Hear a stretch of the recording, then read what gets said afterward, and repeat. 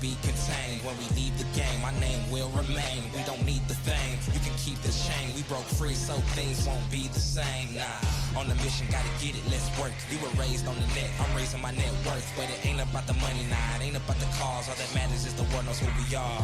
Stars. If you want it, you can get it. Life gets hard, but don't you let it get you down. Go get the crown, because our time is now.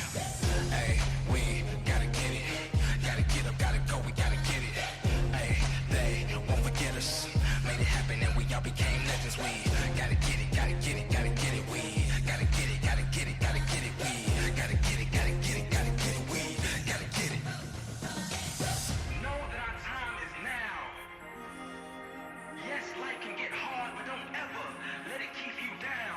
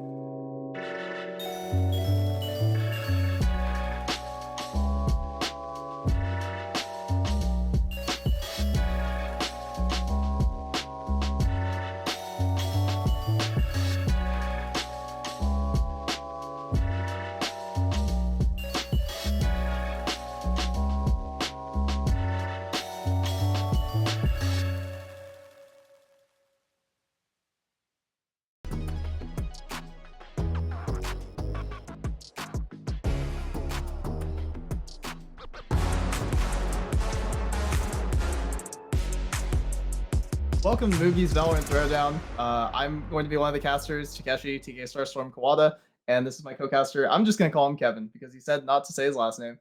Okay. Yeah. What's up, guys? And glad to have you guys all here with us. This is week 3 of Moogie's Valorant Throwdown.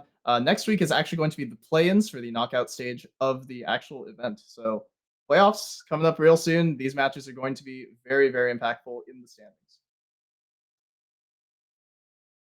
Alrighty. So yeah. we are coming up on our group stages. As you can see, we've got a lot of outstanding results going on across the various groups.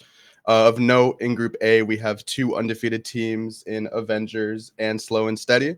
Group B, we've got I Just Boss and Cash, also undefeated. Notably, Group 4, only 1 undefeated team. That's Baby Echo. USF close behind, 3-1.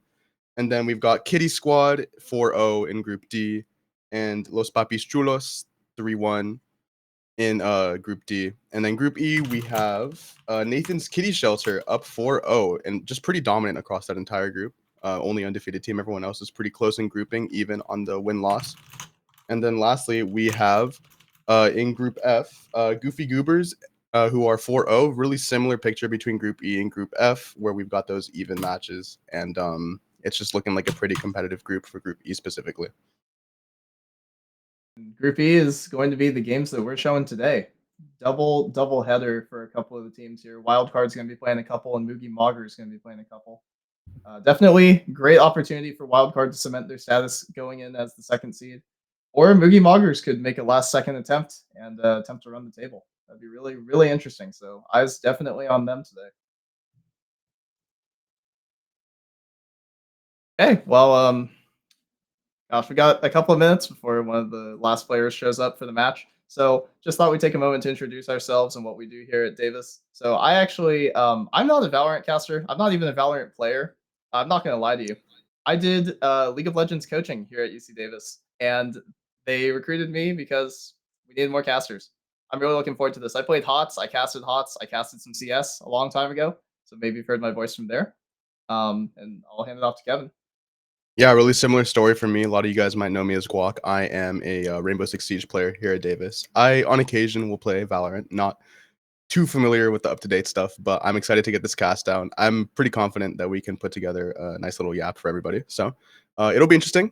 Give us some time, but we will hopefully give you guys a fun and colorful broadcast to enjoy. Yeah, it's going to be a blast. I mean, my experience is my qualifications. I have an immortal buddy from about 2 years ago. So obviously, I definitely know what I'm doing. And obviously, I've kept really in touch with the meta. I don't even know what half the abilities are called. I'm not going to lie to you. But it's going to be fun. We're going to have a blast, and we hope you will as well. Yeah, get ready to hear a lot of over theirs and abilities. And this dude is smoking over here. Shout out to my boy Exami, T2 coach. That's my experience right there. Maybe I'll be DMing him for some pointers throughout the broadcast. Real. So looking through the results, what are you thinking, Takeshi? What do you think for Group E? It's looking like a pretty dominant performance. Just looking at my notes here, for the Kitty Squad. Or sorry, that's not Kitty Squad. That is Nathan's Kitten Shelter. 2 different cat-based teams here in the tournament.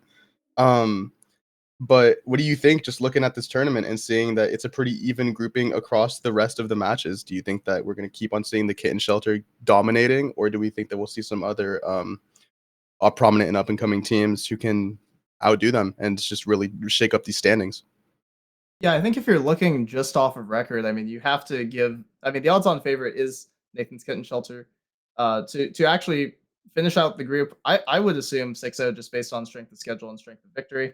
The real question is how is Wildcard going to look against I'm sorry, I forgot the other team. USV. There we go. How is Wildcard going to look relative to USV? Wildcard has 2 games. Moogie Moggers also has 2 games. Moogie Moggers pretty far behind at 0-4. It'd be a tough run for them to make it all the way back into contention for the group. But Wildcard has a chance here if they manage to pull off the upset, win a game here, win a game against Moogie Moggers, end the group stage at 4-2. That's a strong case to actually go to the playoffs. Yeah, I would love to see my cow-based team supersede the Kitten Shelter here. But regardless, they're 2 alternate mascots for us, so I'm excited and content to see whatever we've got going on. But really seeing Moogie Moggers 0-4, a lot of people might be writing them out. Hopefully we can see some upsets here. I'm hoping to see some exciting matchups. Who knows? Maybe the standings don't quite tell how the matchups directly in the server end up going. All right. And with that being said, we're going to toss it on over to Agent Select. And just remember, no one roots for Goliath.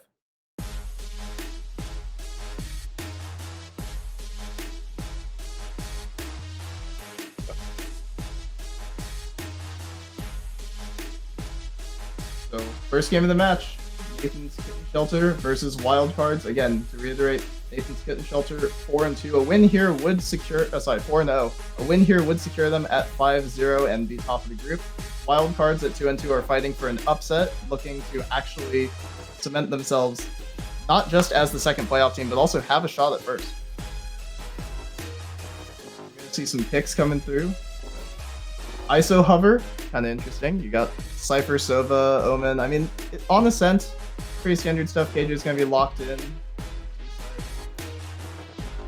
So what do you think we're looking for here in terms of composition on Ascent? Do you think that we're going to see a lot more zoning, a lot more of this lane domination? It's a very hallway-based map, right? There's a lot of thin sections to stream through, and so we're going to see different philosophies come through on how to address this, right?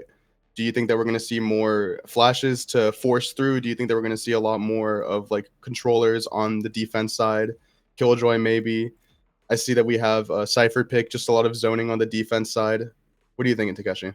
Pretty standard stuff here from both sides, actually. They're going to be running 4/5, basically exact same comps. The only switch is going to be the Cypher versus the KJ. It's just a question of whether you like straight up information versus more zoning and more damage potential.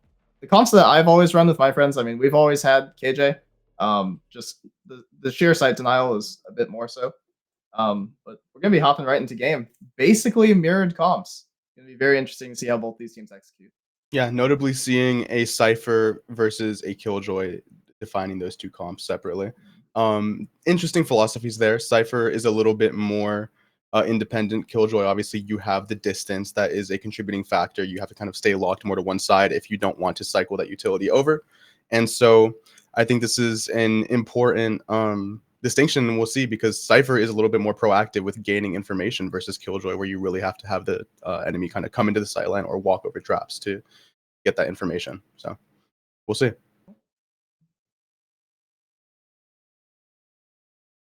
Looks like we're just loading into lobby. Somebody might have a slow computer here. Might be me.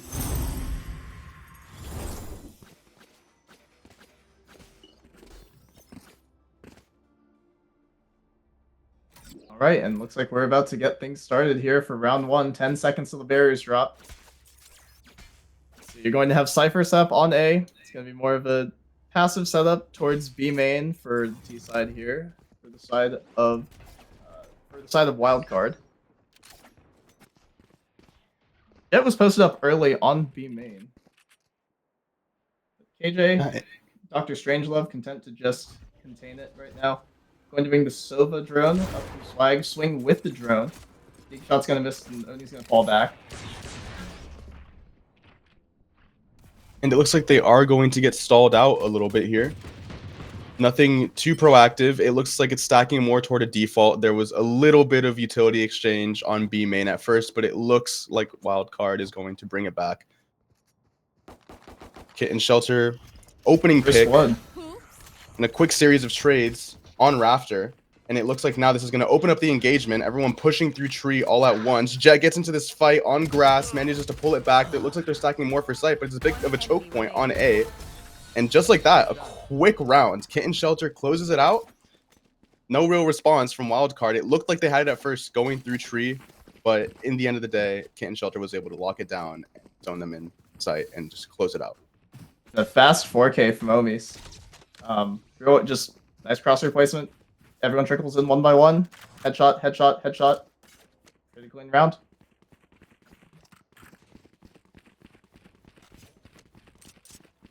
So importantly enough, it looks like a lot of this was just down to gunfights. I mean, there was utility applied, but you kind of expect it in the pistol rounds. It's nothing too crazy. People are going for swings. They're going for trades. Now we're on that force buy. Looks like is like stuck on pistols. Wildcard is going to opt to really stack to one side, but the utility that Kitten Shelter has here is just a little bit too strong for them to force through quickly, and they've rotated accordingly. I mean, you're gonna see the full 5 grouping. One enemy remaining. That's double Odin. That is a lot of bullets in one area. Easy as you like it from Kitten Shelter. Really just a turkey shoot through the smoke. They didn't even have to see anybody. It was just led straight down the line, and it completely shut them down. I don't know if Wildcard was expecting for the round to end quite like that. I'm sure they could have expected to have a bit of resistance going into sight, especially on the force, but Kitten Shelter seems to advance very cleanly into their bonus. No real struggles there. Very quick, indecisive round, and you have to wonder, how is Wildcard going to address this now that they can get their economy up? And I know I said that we both played 2 different games, but that was looking like Overwatch. I mean, just a hail of bullets raining down in one line.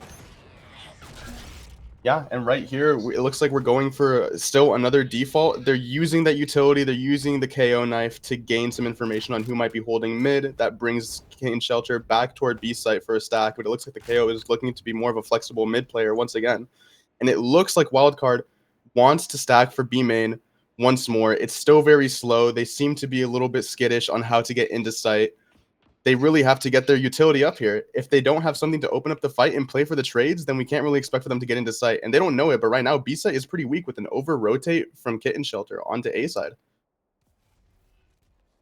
Interesting. There's still Wildcard is still showing a lot of mid presence here. It's going to be spotted out on the drone from Omis. Art broken 2. Bottom mid smoke. Art goes down, instantly broken. Headshot through the smoke by Sora. Big opening kill for Wildcard. If they want to win this round, they have to take the site cleanly. Just like that, streaming into sight, they managed to get a trade onto the jet, and that's going to open up B site for Killjoy to come and get the plant down. He's clearing arches, wants to get the plant on triple, but it looks like Wildcard has a pretty solid presence of this site. KO locking down mid. We have Omen playing toward market, holding across with jet, and Killjoy is just going to play in arches and relax, set up site for a retake. A 1-on-3 retake. I mean, the odds are definitely not in your favor. It's going to be interesting to see whether or not the Odin will just be saved, or if they just save a rifle. I mean, money's pretty good right now. You could go for it if you wanted to, but you'd have to find this opening pick fast. I mean, clock's ticking. There's so many angles to clear in so little time. He's going to get swung with the smoke out. Wildcard on the board. Big round. 2-1 Kitten Shelter, 2 Wildcard, and right now we see basically just fundamental Valorant. Very expected here. The team that wins the pistol is going to come out with that force buy. They're going to win that second round, lose the bonus. The bonus usually goes either way, but I mean, right here we have Wildcard, who ideally have those rifles. They should be coming out on top in terms of firepower, and so still anyone's game here. It's still pretty even, but we have to see how they're going to stack up here, because one thing I'm noticing from Wildcard is that during the round, they seem to be stalling out. They don't seem to be too sure. They were lucky with the over-rotate from Kitten Shelter, but we don't know if they're going to give them that same adaptability now. Yep. I mean, if they didn't get that bonus round, like, let's face it, it would have been a totally brutal uphill battle for Wildcard the rest of the half, honestly. I mean, with rounds being as short as they are, with the economy being the way it is, with how short these halves are, I mean, this isn't like traditional old CS. Like, 1 round loss here and there, getting an exit kill, like, all the deaths add up. All the money is very important. The econ is important. So is the headshot from Drowsy.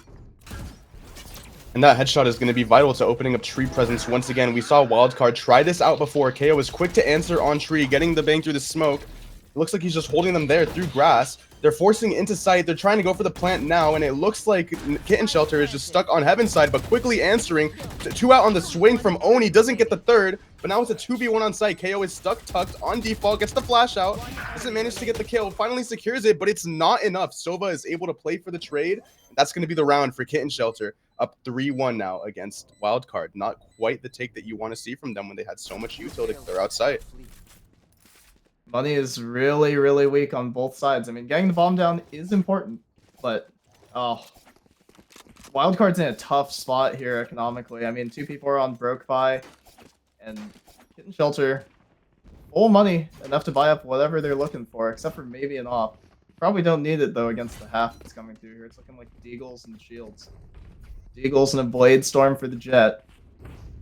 5 knives in a dream, man. What do you think? What are we going to see here from Sora? I mean, it really makes you wonder because although they have that weak util, they're going to stack for A site again. And these last two A site hits have not been too strong for them. They've tried to push through the tree both times. It looks like they have the util, but suddenly the positioning just gets to them. They don't quite know how to flood out into site. They don't know how to play for the plant setup. And I'm worried that we're going to see a similar situation here where we see that turkey shoot when they funnel through A main. Right now, Kitten Shelter just playing it chill, really spread out. Nothing too crazy. They're actually looking for the B hit primarily, but I can assume that there's going to be a pretty quick rotate here, and we just don't really see too much initiative once again here. I mean, I know that it's a weak buy from the economy perspective, but we should still try to split this. We should try to get heads peeking in multiple angles, give us the best opportunity to get into sight. Right now, we're just seeing a basic smoke to cut off door, to cut off heaven, and they're flushing in right now. But once again, similar situation. Shut down Tiger by Sora here, but they still can't get the plant down. They're going for it now. The util is not looking great for them. This retake seems to be pretty easy for Kitten Shelter here. The Odin is providing great cover fire. It was preventing entry to site, but now that it's in the hands of Sora, going to be holding the heaven exit. Both players are walking out now. Front site killed. It's going to be up to the Jenny player. It's going to be up to Drowsy on the Omen. He's going to get wide swung by Nemo. Shut down. 4-1 Kitten Shelter. And this is just a brutal showing for Wildcard right now. Kitten Shelter is really locking down A site, and it just feels like when it comes down to the retake versus the take, Kitten Shelter is just way more comfortable with playing those flashes, with getting that utility to enable them to take site and swinging off it. They're playing for the trades. They're playing off of the utility that's provided. And it feels like Wildcard, they kind of managed to push that into site initially, and then they just lose steam on the retake. And they really need to address this if they're going to get any rounds on this attack. Interesting to see the Cypher is actually going to be changing setup. First time for the game, Tiger is going to be changing the B setup. He's a little shake of frustration as the one way he's going to miss. Hale aggressive on A. Fast rotate's going to come through from Kitten Shelter. Homies is in the smoke early though. He could look for a fight. He's going to fall back. He's just going to play straight 5v5 retake. Probably the right call. And this is what we like to see. The KO has made space with that ultimate. They're taking active positions through heaven. Doesn't manage to get it. A little bit over aggressive for Wildcard. What are we doing? Pushing up heaven aggressively, and that might cost them the round. Now they've retaken site. They're zoning it. It looks like Wildcard is just stuck back in B main and smoked off. The plant is there for them, but they're going for the res. That counter ult from KO decisive to this retake, and now with the smoke, it's covered for a defuse, and they get completely swept. Oh, really, really clean retake from the side of Kitten Shelter. No ults actually were invested into that retake. I mean, and they get the KO out as well from the side of Wildcard. Just a ridiculous turn of events once more. Maybe A side just isn't too productive for Wildcard. Maybe it's not even a utility thing, but more of just a comfort thing. It doesn't seem like the positioning and the post-plant positioning especially is that productive for them. We saw two people aggress way too far up through heaven, and while getting those initial kills is important, it also costs them important bodies to lock down site in the post-plant. And you really wonder if that philosophy of aggression is going to work out for them, or if they should play a little bit more passive. Taking a step back just to let the round unfold for a second. Art's not going to hit Nemo, playing at this close mid position. Opening pick found by Omen outside A main. And now the mid contact is going to come through. And the headshot's going to come through from the Deagle. Big rifle pickup. 4-on-3. Very playable. Smokes to come through on Cat. If Sova pushes through here for the side of Nathan's Kitten Shelter, they could actually find both of these mid players. He's not going to clear the close one. He's going to get the first, but not the second. Omen ult's going to go into Boathouse. So now they should have a good idea. Nathan's Kitten Shelter should have a good idea of where all three remaining wild cards are. The question really is for KO as the pivot, and never mind, they're going to fall back. Earth's going to go down. All three are up Cat, though. Nathan's Kitten Shelter has no sight control. Here comes the Cypher ult. It's going to tell them that the jig is up. They're on A. 2-on-3 retake. KJ ult is ready. If they have to invest. We've seen this before. Post plant situation for Wildcard. They're picking bodies once again, over peaking. Now it's another retake. for Kitten Shelter. They get the pick once again, and now they're just playing for the trades. Drowsy is stuck behind Generator, gets banged by the Odin once again through the smoke, and it's just the same thing. No positioning for A site. They don't know how to secure this site. They don't know how to play the post plan. They don't have the positioning for the trades. It's too aggressive, and they're giving up these picks for Kitten Shelter to capitalize on. That's the worst possible thing that you can do in a post plan situation. I think the most brutal thing there about Wildcards 3v2 post plant there is the high health player is the one who is over peaking, and so you're forcing both your other two players who are already low. Omen and KO were both one bullet apiece. You cannot be putting these guys into situations like that if you're the high health player. Exactly. I mean, Takeshi, when I look at this match, what I see is just a significant amount of overheating. The fights seem to be pretty close. It doesn't really seem to be too decisive, but when it comes down to it, it looks like Kitten Shelter is just able to coordinate a little bit better. Their comms are maybe a little bit more calm. Wildcard just doesn't seem to have that. Maybe that's the confidence of being the favorite, you know, being up 4-0. They've already beaten these guys before, so maybe they're just saying, hey, we've done it to you before. We're going to do it to you again. You're the ones who have to change to stop us. Omen in deep line position. It's going to need to be cleared here. KJ Molly is going to fall in, force him out. Not going to get one, but the trade's going to come through from Sova on main. You should run. 4v4, 3v4 on site. KJ is going to be invested from main. Shove them back heaven. Opening kill by KO. 2 kills by KO. It's going to be a 3v2 for the favor of Nathan's Kitten Shelter. Another kill is going to come through from Omis on Sova. Oni running up, looking for perhaps a flashy play. Just another brutal round. I mean, it was just a stronghold from Nemo on Tree. He manages to take 2 before he can finally get traded out. It's just not a coordinated push from Wildcard right now. We should never see a situation where we have multiple people dying to a position before they get traded out. It seems like it was almost a bit of a disjointed swing without sufficient support from the teammate, but it's the same thing. I think that their A hit needs to be reevaluated here because as it stands right now, yes, they're playing for the trades. Yes, they are making those adjustments, but at the end of the day, they just don't have the utility or the coordination to make their way through that really tight section of 2 choke points that A site provides. But by the same coin, I mean, if they can't get this B main opening pick onto Oni, who Nathan Kitten Shelter is just setting up so easily to take that first shot, if they can't actually get by that initial line, they can't venture in deeper and break the Cypher kit. So there's still, it really is also 2 narrow entrances for B, unless you can actually take full through mid and make it a true split. There's no wall smokes here either, so there's no way that you can prevent that entire line. Oni's gonna get the first kill and the second. Looking for the third, he's gonna get shut down by the Sova. Omis is gonna get another kill across the map. Good just keeps getting better for Kitten Shelter. Kitten Shelter, a bit of BM, spinning with the drone. They seem pretty confident in their hold of this position. Swag back in mid, trying to regain some presence, looking for whatever information he can grab. They look like they want to push through mid, try to maybe rotate over to A site, but they get shut down by the Odin. Once again, this Odin is just so oppressive against this wild card roster. It's just the same thing. They're just getting stalled out here in these lanes, and I feel like I even saw a bit of miscommunication maybe. I mean, the Omen was pushed up into mid. He was looking to blind into market, but his teammate swings out prior to the blind, and that really cost them. I think that it's little things like that that are really adding up to give this such a stacked round. And look at Omis, he's feeling so confident. He's going to be swapping over to the off. The Sova is going to be taking this initial contact with some help from the KO. If they peek into mid, they're in for a rude awakening. And actually, it's going to be Sora winning the duel. Wow.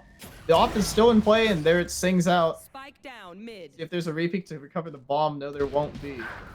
But there is an overpush by Oni, so this round is still in danger. Omis is going to miss the shot, and Drowsy's going to take him down, actually, through the smoke. It's a 4-on-2. Maybe a little overconfidence from Kitten Shelter, but they have clutched these rounds in man disadvantage situations before. I mean, is it just practice at this point, or are we BMing a little bit? What's the deal here, guys? Right now, this is the advantage that Wildcards needs. Kitten Shelter uncharacteristically giving them a lot more to work with, but it still looks like they're a little bit apprehensive of which site to push. Looking to pick up some guns here, taking that mid presence. We're not quite sure where they want to split over. It looks like they're angling for a B side, but that Cypher is here to answer with some essential utility to stall. Omen hanging out toward A site on Dice. He's looking for the main entry. And Cypher with this cross-map influence, this is what we talked about in the agent select. This is that important information that is going to be productive, especially on the defense for Kitten Shelter. 30 seconds left. Wide open first kill is going to go to Fennis. Second kill is going to get to him too, and the nade is going to take them down. All up to whether or not Cypher can actually win this 1v2.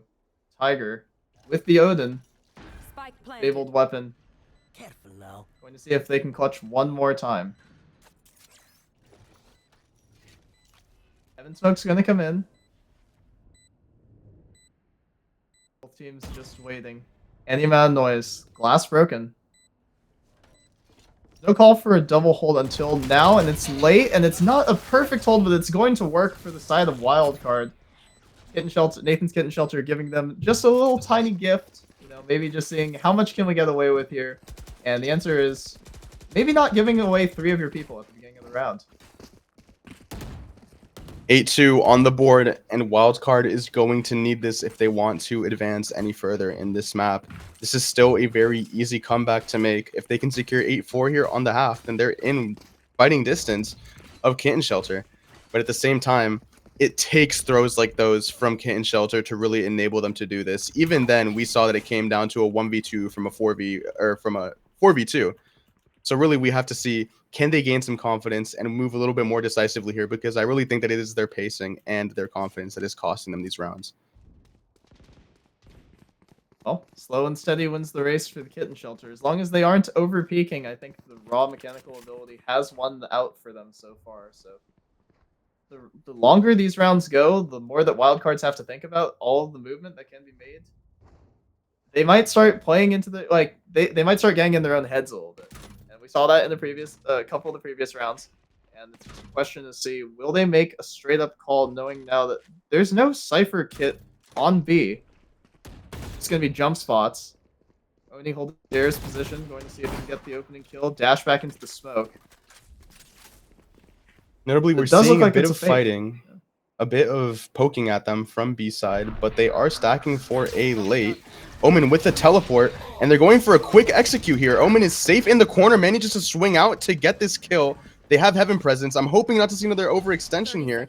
Nemo and Jet on the retake on Heaven. Omen is a little bit more aggressive. He's waiting for this smoke to drop. He wants to get a free kill here. Doesn't manage to get it, and they line up for Oni to pick up 2 easy kills. Now the retake is suddenly in Kitten Shelter's favor. Hell is completely clear. They're watching toward Wineside for main, but it doesn't seem like Wildcard has anything to answer for in terms of this defuse. And with the half, it might be possible for him to get this off. However, it's a 3v1. This retake can be easily executed. All they have to do is wait for this tap. KO is playing around Generator, just waiting. A little bit of an overpeak without a trade to answer for, and Oni is suddenly in a 1v2, and it's possible. At least they tried. One enemy remaining. From a 1v3 to a 1-on-1. He's going to go for the stick, and he's not going to get it. The shutdown by Squirtle in the end. All these rounds the Wildcard are winning, they are Last close. round before the switch. So the money, I mean, the money's still in a good position for Wildcard. And everyone's going to be on full buy. You can still get whatever you want for the last round. Maybe Nemo's going to need a drop from somebody else. But, I mean, not exactly the finish to the half that Nathan's Kitten Shelter had in mind. A bit of a throw, maybe a little bit BM. The trip's going to be set for the jet jump again. But it's going to come down to finding that right timing just to get around the Cypher kit. It's really been the end-all be-all for Wildcard. It looks like finally they're going toward a B site, and a decisive early kill to open up this fight.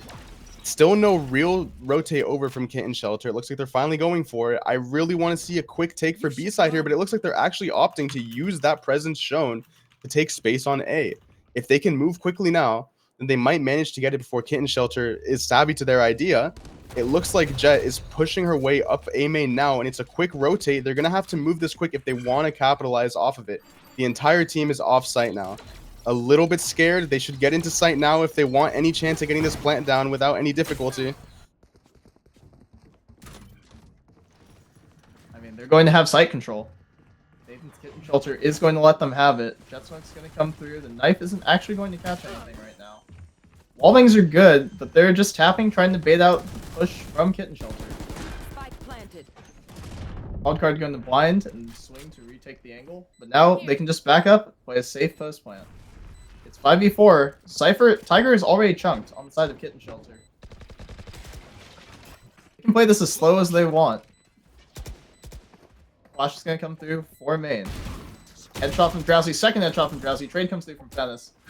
It's going to come down to a 4-on-1. All into Fennis.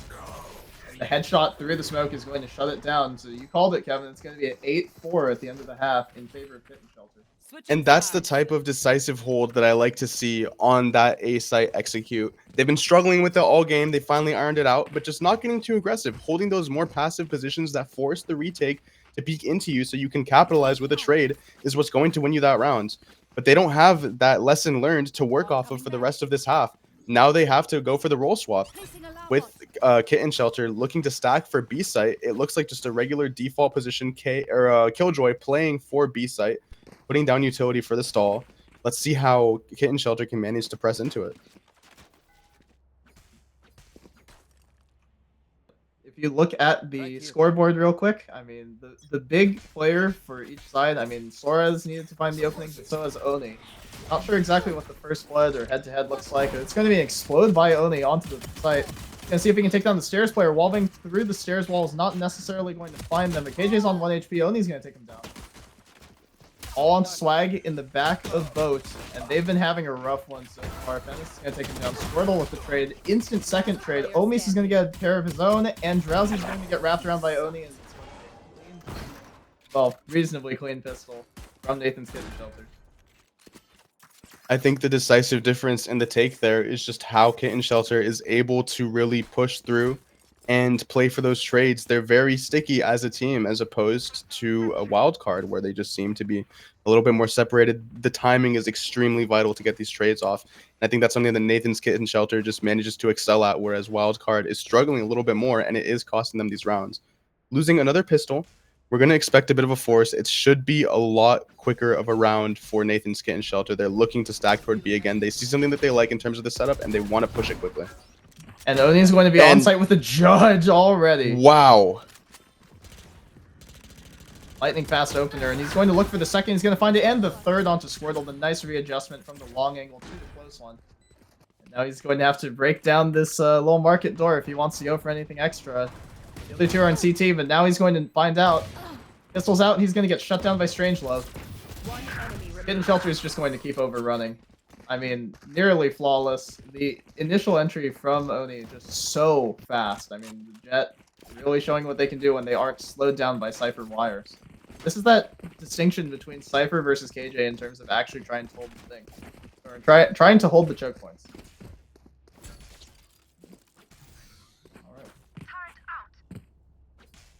This round is really going to be it. 10-4 with bad money. Buying up into it from Wildcard. If Wildcard cannot hold against this fast B explode, that's probably going to be the game. We've got Swag with the Odin ready for the wall bang off of this dart. He's looking to get some free picks here, but Tiger just answers to him immediately. Oni doesn't even have to dash into sight. Just immediately has space on lane. Drowsy elects to pull back, the smarter move, waiting for his team for this retake, and they just have sight for free. Multiple Odins on the board seems to be the bane of Wildcard's existence with these wall bangs. Nemo's going to get an easy plant right on the drop by lane, and Amos is just grabbing some info with that drone. Two players stuck CT side, stuck with the smoke. There's a lot of info for them, and it looks like Wildcard is just unable to capitalize through. We have the quick flank from Oni, but quickly answered by Sora, and it's still anybody's game as it's a 2v3. They need to press through CT to make this site take work. Come down onto CT. I mean, it would be very difficult for Wildcard to actually push through, and they are going to be held at the CT choke. The Odin exchange at B main, that's a play that gets you yelled at in solo queue. Like, that's a play that both teams are just losing their mind, and the timeout's going to come through from the side of Wildcard.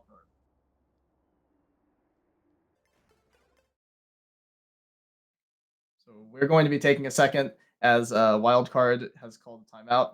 And just, Kevin, what have you thought about how the game has been going on so far? Really, when I look at this game, it just comes down to which teams are more cohesive, which ones can gel together a little bit better on these takes versus these holds. And it looks like Nathan's Kitten Shelter is just able to push in. They're able to play for those trades, regardless of whether or not they use utility. They're very aware of who's watching what. And Wildcard doesn't seem to be able to take that to the table. I would have liked to see this timeout come out during their attack side when Wildcard was making these presses for A, because like we saw, they were able to finally make that adjustment in the end and they were able to make that take work. But now it makes you wonder, what do they see after only a pistol, a bonus, and maybe a rifle round that they can possibly change as they come into this half? Yeah, and taking this timeout this late, very, very difficult as we're going to jump right back into game 20 seconds until barriers drop. If you look at the money for both sides, it is just, it is a scattered light buy, half buy sort of from, I mean, they're buying up. They're forcing as much as they possibly can, but the guns are heavily, heavily in the side of Kitten Shelter. The execution has been on their side the whole time. They're bringing the full 3-stack, Wildcard is, to try and contain this aggression. Flash is going to come through from the KO. Oni's going to be out on site already. The tags are going to come through. The fast rotate is here. All 5 are here, but Oni's still going to find the first. Drowsy's going to take down Omi sneak-wise. Oni with another headshot, but there are 2 more people still on site. Drowsy's going to take 1 more, and the third with the headshot. Swag's actually going to hold back boat. And so it is a 1-on-3 clutch commanded of Fennis. He's going to find the first. There is one at low HP, makes the jump in the smoke. Can't see those tracers, but the smoke's going to drop, and Drowsy's going to hold massive 4K to keep them in the game.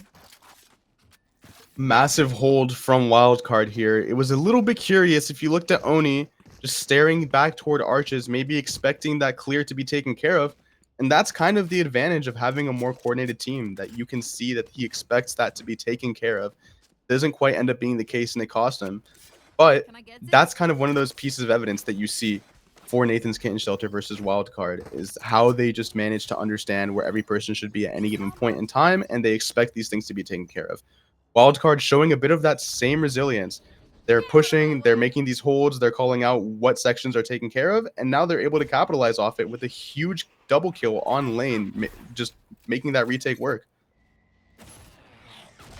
Next round, a lot slower from Nathan's Kitten Shelter. Maybe now that they've seen, okay, the timeout was called, the all-out B rush has been held. So now they're going to delay the hit this time, and Oni's just going to get on site again. There's no one home for the side of Wildcard. The choke smoke is going to come in way too late. Spam through the smoke from the side of Swag is not going to find anything right now, and Nathan's Kitten Shelter has everything to work with right now. They're going to plant in the corner next to the box. Omis is up close and personal. He's going to get the first one. Lineup not quite good enough. They have 4v4 contained on site. Here comes the KO ult from the side of Kitten Shelter. No util on this retake. The whiff is going to come in from Nemo. That's pretty brutal. Drowsy finds the first. Another trade back from Tiger through the wall with the Odin. But all 3 players for Kitten Shelter hunkered in the back of boat, and Tiger's going to find another one coming down lane. Drowsy is already up on site. Nemo's body is going to die out after the KO ult. Squirtle's going to find another one onto Fennis. Here comes the blind coming through, but they have not cleared the left side with the knives, and Oni's going to take both down with a pair of headshots. Just a little bit of miscommunication once again with Wildcard. When you see them coming out through that smoke, the Omen peeking just before the KO flash and managing to get tagged by it, which could have messed up their take a little bit there. I see a bit of an over-rotate off of B side. It's a little bit reasonable to think about after 3 direct B hits and not much presence shown, but it cost Wildcard the round here. When you look at Nathan's Kitten Shelter, how they're just able to squeeze their way through using that timing, using that positioning to be able to find an opening and take site without much presence. The way that the round is lost is just so brutal. If you look at the side of Wildcard, that's highlighted by the observers. Nemo's going to take down 2 kills instantly on the opener. But they don't know it, so they're going to be hitting into the site with more players. Actually, Tiger's going to take down Sora through the smoke. Omenol's going to go onto Heaven, push through into the smoke. Strangelove 1v3, and they're going to get knifed by Fennis. Insult to injury to end the game. 13-5 to the side of Nathan's Kitten Shelter. It's like Goliath won today. Yeah, and you know, just what a game, right? We see early on the fights don't seem to be too decisive in either team's favor. A lot of them end up being favored toward Nathan's Kitten Shelter just based off of the minute things, the timing, the utility, the lack of being able to make a cohesive trade. But I think as the match progressed and we see that scoreline, we see this drop off in mental. that cost the team a lot of over rotating, a lot of thinking that Nathan's Kitten Shelter has more presence across the map than they really do. And I think that was a real killer to Wildcards as they tried to make their way through this match. The first one advantage tells a lot of the story. Actually, it was 11-7 in favor of Nathan's Kitten Shelter, and finding those openings, and more often than not, they were single clean entries, 5v4, or it was a double entry. Maybe it's a 4 that gets traded back. Maybe it's a 4v3. Either way, having a distinct numbers advantage. But anyway, we're going to be taking a break before our next game, and be sure to check out Rally Cry and the rest of our sponsors. Jeez. People want to define Gen Z, but that's our job. I wait tables, but last week I built a field hospital. I put out a forest fire. I stopped 1,000 attackers. And a natural disaster. I've saved lives. And led a team on patrol. I serve. Well, I go to school full-time. While I work full-time. The greater the challenge, the stronger we become.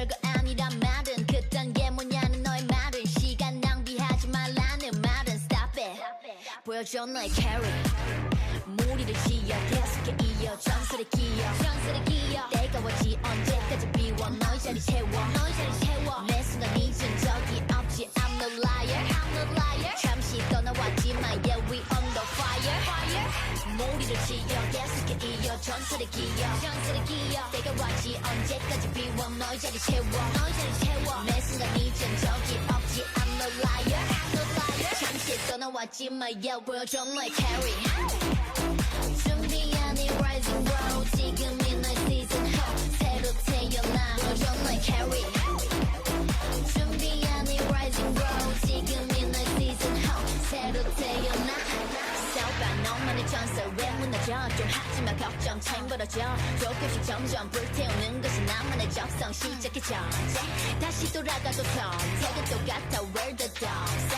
무시했던 놈들에게 보여줘 너만의 번개 성공의 대가 yeah 벌티 꾸준하게 성장해 네가 뭔데 나를 재단해 난 낮아 있어 내 책상에 지나긴 시간 지나 red eye 오고 있어 내 때가 막소린 뒤에 who am I ain't no free anymore 보여줘 너의 carry 준비한 이 rising bro 지금이 너의 season 새로 태어나 보여줘 너의 carry 준비한 이 rising bro 지금이 너의 season 새로 태어나 보여줘 너의 carry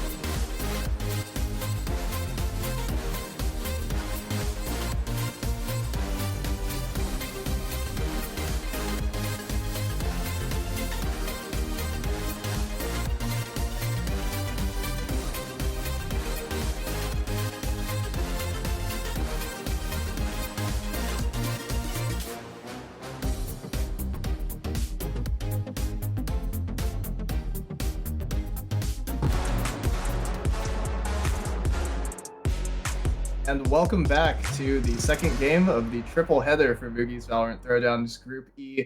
Doesn't matter how many rounds it takes or how long the breaks get, we are getting through the rest of this group today.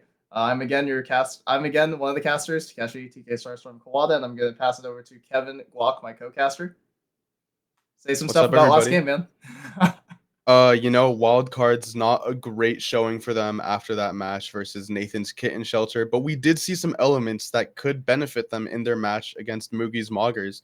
If they can iron out those issues with their cohesiveness, if they can work on playing those trades, and if they can work on coordinating a little bit better with their utility to not peek out early through these flashes or to play more off of the info that they bring to the table, I think we'll see a much different game here. I don't think we should write them off just yet. Wildcard still seems like they have a solid baseline for their roster and some good experience to bring into the match. They just have to bring it together if they want to come out with a different result than they did against Nathan's Kittens on this one. And absolutely. And you weren't expected, if you're Wildcard side, you're 2-2. You're playing against the undefeated team of Nathan's Kitten Shelter. You were not expected to win that series or that match by any means. So going down to 2-3, it sucks. But if you win this game against Moogie's Moggers, there's still hope that the other team, USV, left in this group, loses out the rest of the series. Loses out their matches in the rest of the group, and you can still advance at 3-3. You are totally not dead in the water. You still have a lot to play for, so I hope they come out revitalized and they come out swinging this second game of the doubleheader. And with that being said, we are going to toss it over to Agent Select, and the map of choice, of course, is going to be Bind.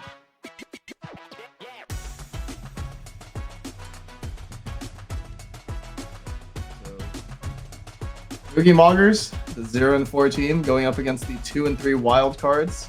Still with a lot to play for. I mean, if Moogie Moggers wins this one and they win their next, they would just need 2 losses from USV, one of which they hope to give them later today. So the picks are about to come on in.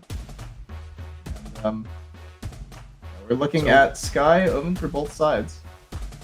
What else are you noticing here, Kevin? Do you like the Breach pick by Wildcards? Like the Breach I cover, do, sorry. actually. I have a good friend of mine who stands by Breach on every possible map, and I think that Breach specifically on Bind is a pick that can really be beneficial, especially for Wildcards. They seem to be having some issues with initiating their takes and playing off of those takes when they do start the initiation, and I think that Breach, if they don't hover off him, my glorious king, could be very, very useful in taking. I don't quite disagree with a swap to Raze here for a similar push, but we do see that Wildcard seems to be a little bit more of a stalling team, and I think that if they're not able to capitalize off of their agents like Jet in their last match, then bringing that Raze here, they really have to change their posture in terms of attacking if they want to find any benefit from this Raze pick.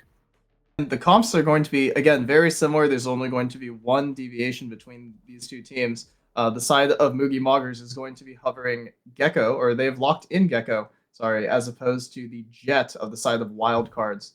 So it's going to be really interesting to see what both of those agents bring to the table. A bit faster paced, definitely for the side of Wildcards, and then a little bit more slow, a little more controlled, more rechargeable util on the side of Moogie Moggers. So we are going to be loading into game very, very shortly, and excited to see what these two teams can do.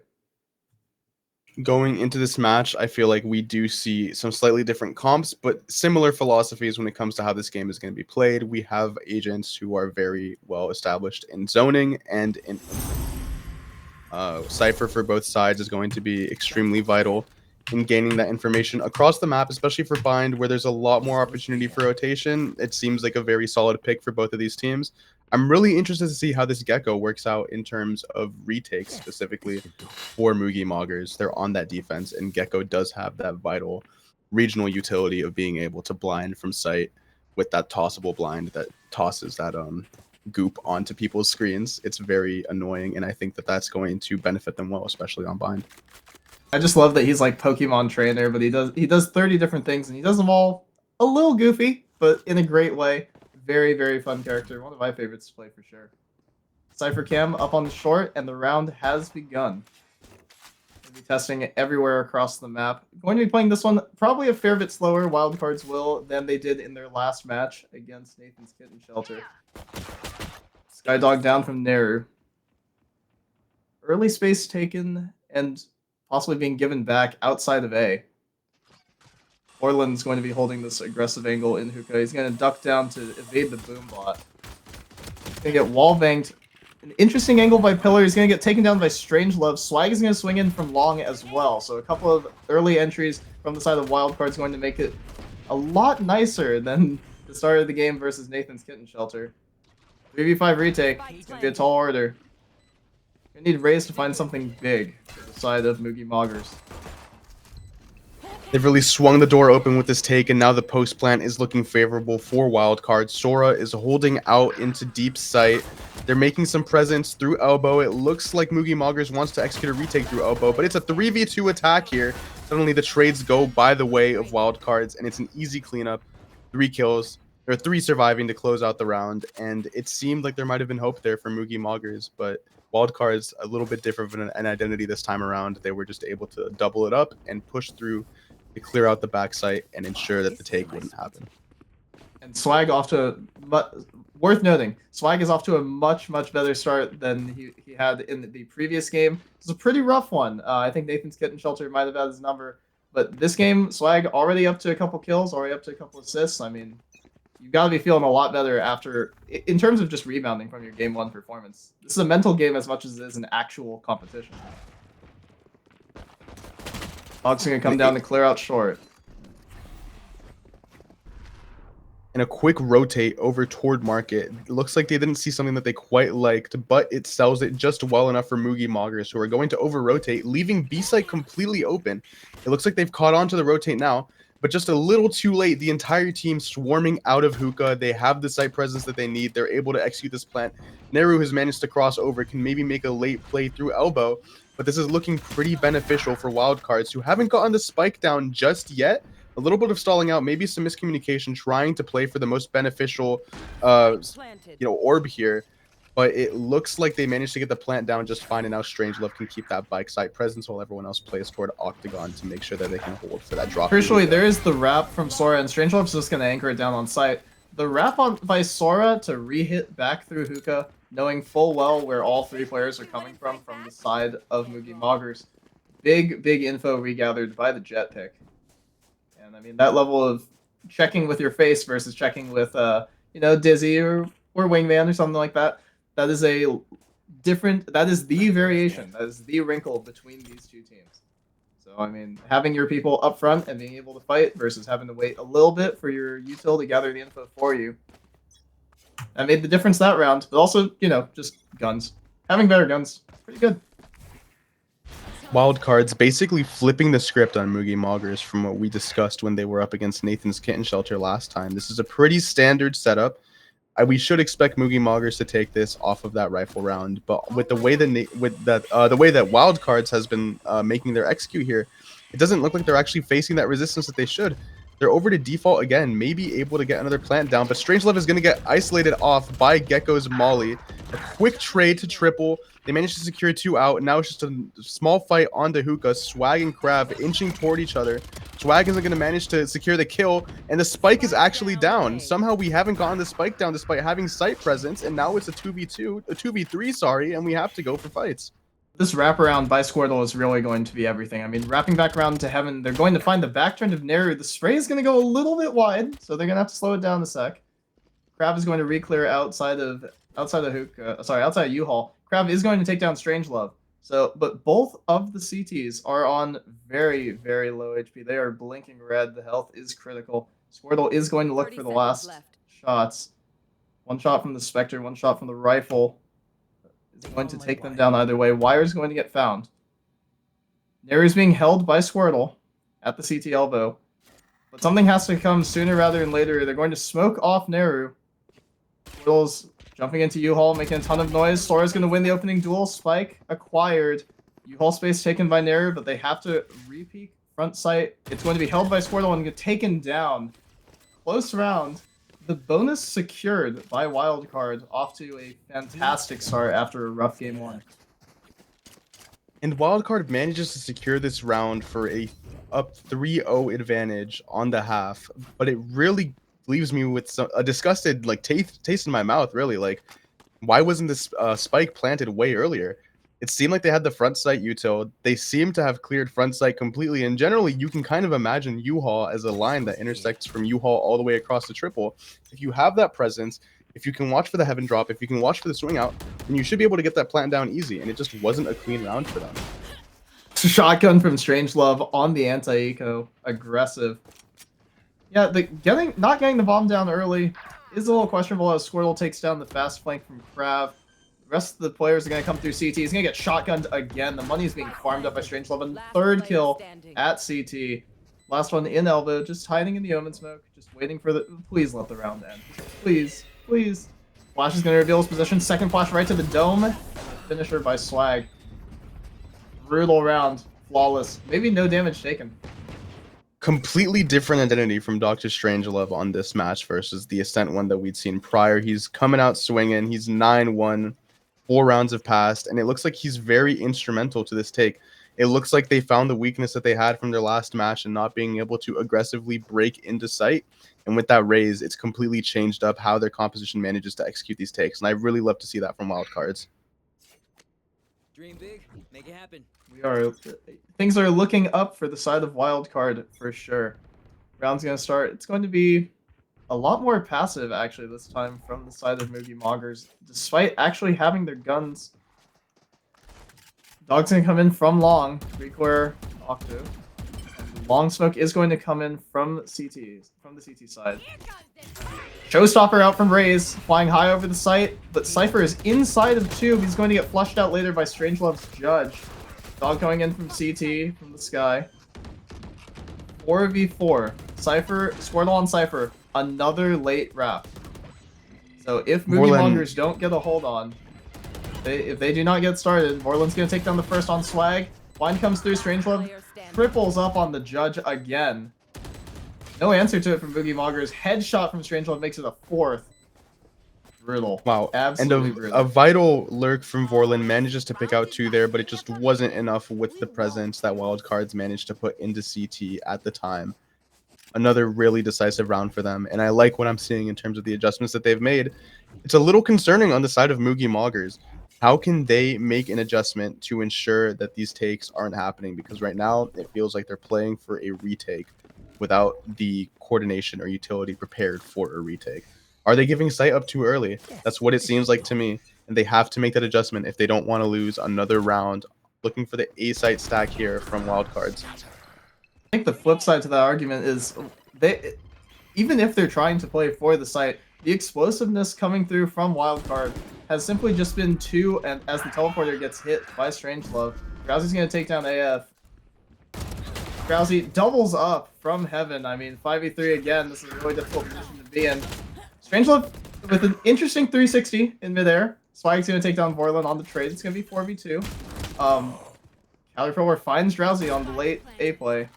But that delays the retake. And the question is, even if you play to hold the site, if you just give it up instead and you just try and play straight 5v5, like, that might actually be better than trying to hold against this double duelist, super explosive style that Wildcards are running right now. Yeah, and as we're going into this 2v3, they're trying to execute the retake. Gecko doesn't find a flash with anything. Crab is inching his way toward Hookah. Grabbing an orb, doesn't manage to see Sora, who just swings out and cleans up an easy 2k on Hookah. And you can see right here that it seems like almost a conflict of methodology here on Moogie Mogger's side. Do they want to play the retake? Do they want to try to play for sight and stop this aggressive take from Wildcards early? It doesn't seem like they've settled on either or, and it's really punishing them as they settle on these over rotates and these early picks. Yeah, one thing that Wildcards have definitely done this game that was different from their previous game is against Nathan's Kitten Shelter, it felt like they were always 5-upping things. They have the liberty this game, Wildcards feel like they have, to actually leave somebody else to lurk across the map, to work up site afterwards. They've cleared out U-Haul with the Skydog. You're going to take up, even with the short smoke coming through. Dog's going to be traded in shower. It's going to see Drowsy's Omen. Nade's going to come in, close smoke onto triple, sight smoke, straight ahead. Strangelove finds Crab, and Sora takes down Caterpillar. It's up to Neru, and it's going to be up to AF, I believe, on Cypher. Neru finds Strangelove walking through. That could be a gun. And with AF finding a kill, it's actually a 3-on-3. They're going to pop the Seekers. Neru finds another one onto Drowsy. One enemy A hero round coming through from Moogie Moggers. It's going to be up to Swag in U-Haul, and he's going to get shut down by Neru.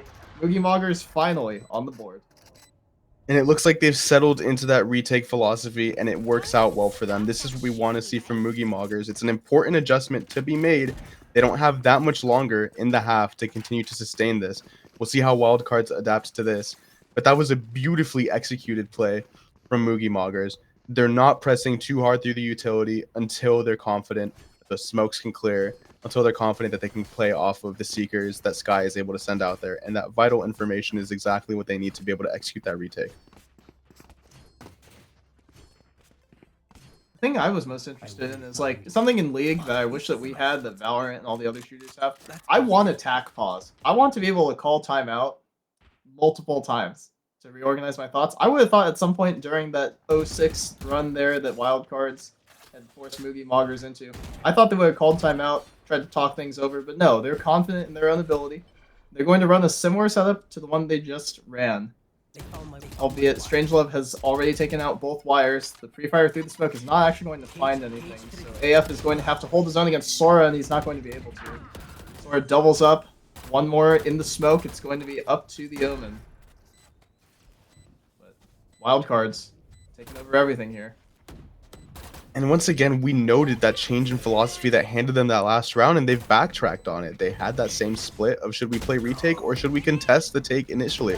And right now, we see a nice and easy cleanup from Dr. Strangelove. Once again, they're just streaming through CT. They can't do anything about it. And I really think that Moogie Moggers regressed on this one. They need to clean this up, and they need to play for that retake because something is not working in terms of holding off that push. It's too aggressive with this Raise Sky combo, and until they can figure out how to address that, it's just not going to work out to continue to contest them on site when they execute their take.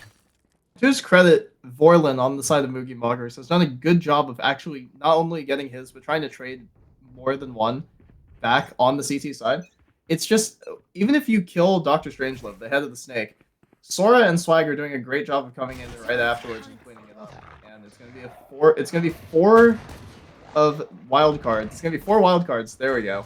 Walking into the 3-stack from Moogie Moggers. This is the more heavily defense side. Neru's going to find the opener onto Sora. Neru is a little on the lower side. They're going to backtrack into showers. Here comes the TP call after the fast rotate. Nice read to find no one home right here. If they hold the CT line, they have a chance to actually catch someone before the cross comes in. Camera taken out. Strangelove taking aggressive space into backside. Swag holding on tube. Strangelove is just watching for that CT swing. Maybe a little aggressive, but he's holding this cut, and he manages to pick off of it. Dodges the flash. He's re-peeking, looking for the take, but he gets traded out by Caterpillar. Now Swag is filling that position for a similar spot. Drowsy playing elbow, looking for that wrap through elbow that Borland always plays, and contests him immediately. It's all left to Cypher. Swag caught reloading. Cypher now out on the backside against Vorlin, or Drowsy, sorry, and he manages to get traded out on backside by Squirtle, who's playing all the way back in Octagon for that retake. And takes a selfie, the victory selfie there. I mean, AF made a great play out of it to try and actually equalize the round. 1-on-3, very difficult position to be in, but I mean, Strangelove is finding these openings. Sora's finding these openings. It's very, very difficult. They had a nice read on the teleport. Did not know that the entirety of Moogie Moggers would over-rotate, but they found the perfect time to knock on the door when no one was home. Oh, this is a nice spot. one thing to note about Bind is that it does seem to favor the attack here with those quick and easy rotates. And if you're not running utility to stop and watch sight from across the map when you're making these rotations as a defender, it may not be as beneficial to you. If Moogie Moggers want to win this, then they need to secure it now with a solid sight hold. Dr. Strangelove destroyed on the rocket over. Swag immediately answers back on triple. Looks like he's going to try to secure the plant on U-Haul side. Spike nowhere to be seen once again. It looks like they might actually elect for a rotate reading into Moogie Moggers over rotate once again, but it's a 2v4 and sight isn't necessarily cleared. This time AF is on his way back towards CT, ready to answer for them. Sky currently caught in a tripwire, looking to take through tube, manages to get an easy pick onto Crab, and another one onto Vorlin, and AF is still wrapping around elbow, but they didn't contest on this plan. Played completely into Wildcard's hand. Now they're able to just get this plant down into tube. They have presence of sight. Sora, hoping not to over peek here, is going to find a fight against Neru, but loses it out. Swag gets the kill onto AF, and now it's a 1v1, but Neru closes it out on Hookah to secure this round. And that breathes life into Moogie Moggers that they need moving forward as they approach this next half. Thinnest of margins, 5 HP, a quad kill going either way. I mean, individual heroics are going crazy for both sides here. Just happens to be Neru on top there. I mean, what would you type there? Is that Skydiff? Is that what you would say there? I think so. I think that I would definitely give it a Skydiff there. I mean, personally, if I was in that lobby, I would just be talking about how I'm the best out of 9 there. But some people play it a little bit more reserved, right? Some people are a little bit more respectful to their opponents. I think that Moogie Moggers should definitely be chirping it up right now, because if I won a round like that, I would definitely try to get into their head and try to get whatever advantage I can get here. Again, it's a mental game, man. And it's a long game, too. This game is by no means over. 2-8, it has felt dominating to the side of Wildcards. But Moogie Moggers, again, we saw the 8-4 half last time. Unfortunately, Wildcards weren't able to make a super good game of it. Sorry, a super close game of it against Nathan's Kitten Shelter. This game, some rounds have come down to the individual heroics. There have been some outright dominating rounds, but there have also been some very, very close ones. And I mean, they know fully where Wildcards are. Moogie Moggers going to catch the timing there is going to get held, though. I know exactly. What a curious exchange of gunfights for Hookah. They had an interesting idea with this wraparound, but it didn't seem to favor them. Now we have a split 2v3.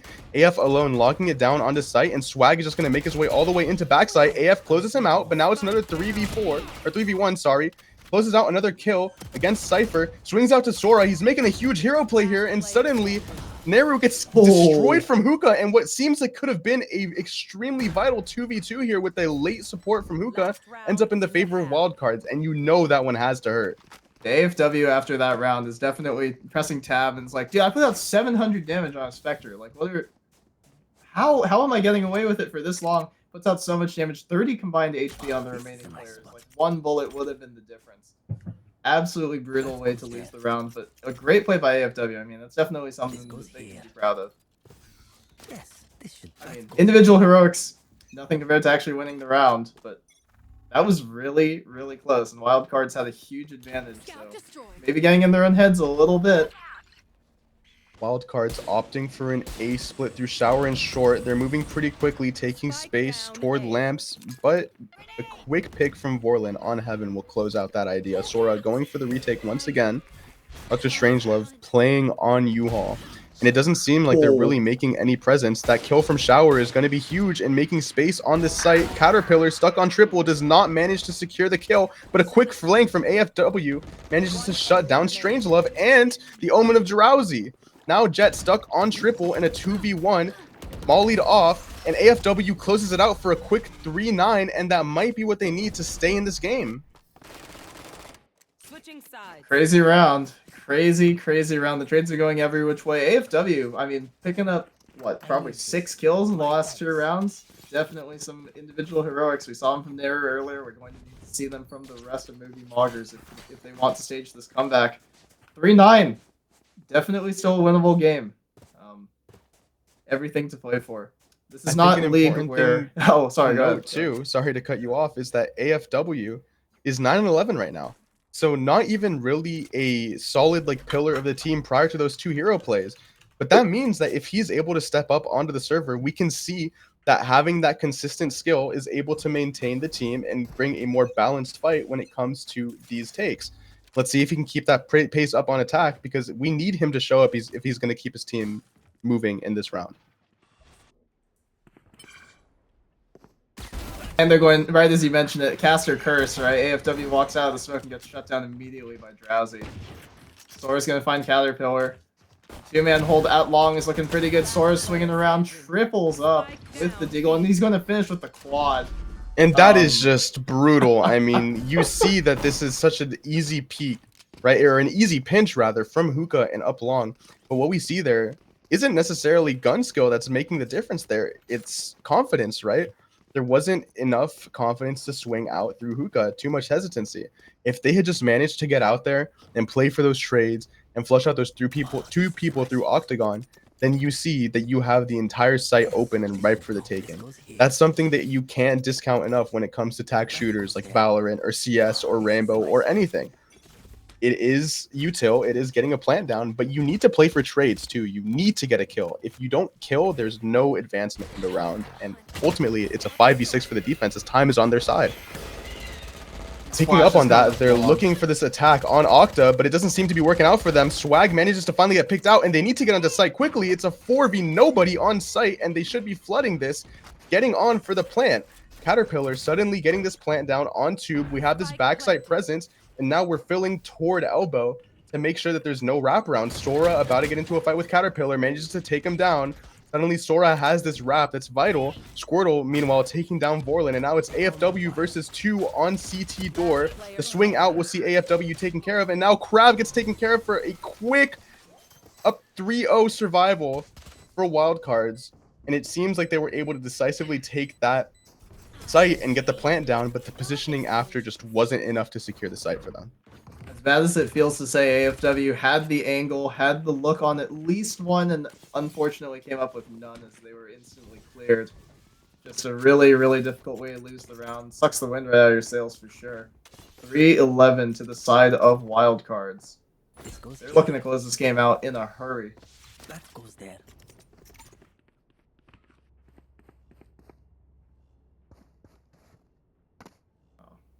And the gun composition on both sides looking a little odd and not really too much committed to a main buy, but we do see actually no rifles at all. It seems like we've swapped it out, so it's going to be a very middle economy fight going on here. Strangelove and Squirtle aggressing up towards Shower, but on the other side, Caterpillar is pressing into Lamps and gets the kill with that judge that we've seen sing so much this match.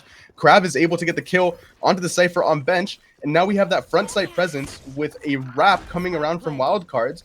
But all 5 up on the side of Moogie Moggers makes this a very favorable engagement for them. Swag gets out, gets the kill onto Lamps, but is quickly traded out. Then suddenly, Drowsy gets pushed back into A short after getting the kill onto triple. Vorlin, Crab stacked up on each other. Neru is playing the trade for the long swing. The Omen manages to swing around toward Lamps, but he can't do enough. He gets picked out by Neru on that Spectre, and it's a decisive 3-man survival for Moogie Moggers to take that site. Perhaps a little bit of disrespect, a little bit of gamesmanship there from Strangelove, keeping just the Ghost and the shields into the 3rd round. Definitely had the money to buy a rifle. So perhaps a little bit of fair gamesmanship going on the same way that Nathan's Kitten Shelter did it to them last game. I guess the tables really have turned. Now, what I want to see coming from Moogie Moggers as we make our way into this next round is a little bit more action from our Rays and our Gecko in zoning off the attackers. We have mollies, we have nades. We should be using these to clear out space instead of all of these dry swings. 2v3 at Showers right now. Neru, Caterpillar, and Vorlin all stacked with each other against Drowsy and Strangelove. Strangelove and Drowsy quickly dealt with. Cypher stuck on triple. Quickly makes a rotate out. Really smart play. Just wants to double up with the teammate. Don't get too antsy here. And AF is taking that time to make space into triple, clear it out, and ensure that the plant can come down. And this is looking like a really solid round for Moogie Moggers. The way back in should be near impossible right now for the side of Wildcard. They're getting held every which direction. Caterpillar takes down Swag. Is going to shut down Squirtle. And it's going to be all up to Sora from CT. 1 HP with the Outlaw. Wingman's going to spot him, force out the dash. Crab's gonna clean it up. I mean, a great round actually by Moogie Moggers. A little bit of disrespect there coming in, and maybe the mental is starting to set in a little bit. Couple of rounds being picked up by the Moggers, who had no success in the first half. Takeshi, I gotta tell you, that take on A brought a tear to my eye. That was a beautifully executed take. The smokes are there to cut that site in half, like I had mentioned earlier in this match. They're not over-aggressing, but they are making those vital peaks into the sections where their holdouts might be to ensure that no one can deny this plant. And once they get that plant done safely, they're not aggressing too far. Or if they are, they're playing off of their util and 4 trades, and I think that won them the round. I mean, for every caster curse, there's a caster blessing. You asked for something, and the Moogie Moggers delivered, actually. Swag's going to take that opening fight. They're going to tag up onto Vorlin. Net positive, once again, for the side of Wildcards. Going to be healed up by the Sky. Thrash is on the loose, going to clear out the entirety of site, coming through from long, jumping into the CT smoke. A little interesting. They are going to get the plant down for the side of Moogie Moggers. Swing up by Swag, going to get shut down. Squirtle with the shorty is going to take down Crab. Neru and Vorlin and AF, they were all combining. And it's almost a team ace. Clean 4-0 for the side of the Moggers. this looks like a completely different team. identity for Yeah. Moogie Moggers here as we come into it. It looks like their takes are a little bit more well-informed now. They're not overextending. They're playing their presence well. I was a little bit nervous about that wrap that was being made onto elbow, but they seem to take care of it pretty quickly. And I think that if they keep this pace going on, that they should be able to take care of these next few executes. I mean, the eco is looking pretty rough in terms for wildcard. Actually, if they lose this round, then they might not really have the strength to sustain another like full buy in the next round. And so I think that if Moogie Moggers can capitalize off of that and make a quick play here, they should be able to secure another 2 rounds. The big wrinkle for the side of wildcards, of course, is the op in the hands of Sora, but Sora's not actually going to find anything on that initial top truck to short peak. So the TPs are going to come through, and now the jig is up. I mean, you hear 4 people going through the portal, and Squirtle has his hands full here.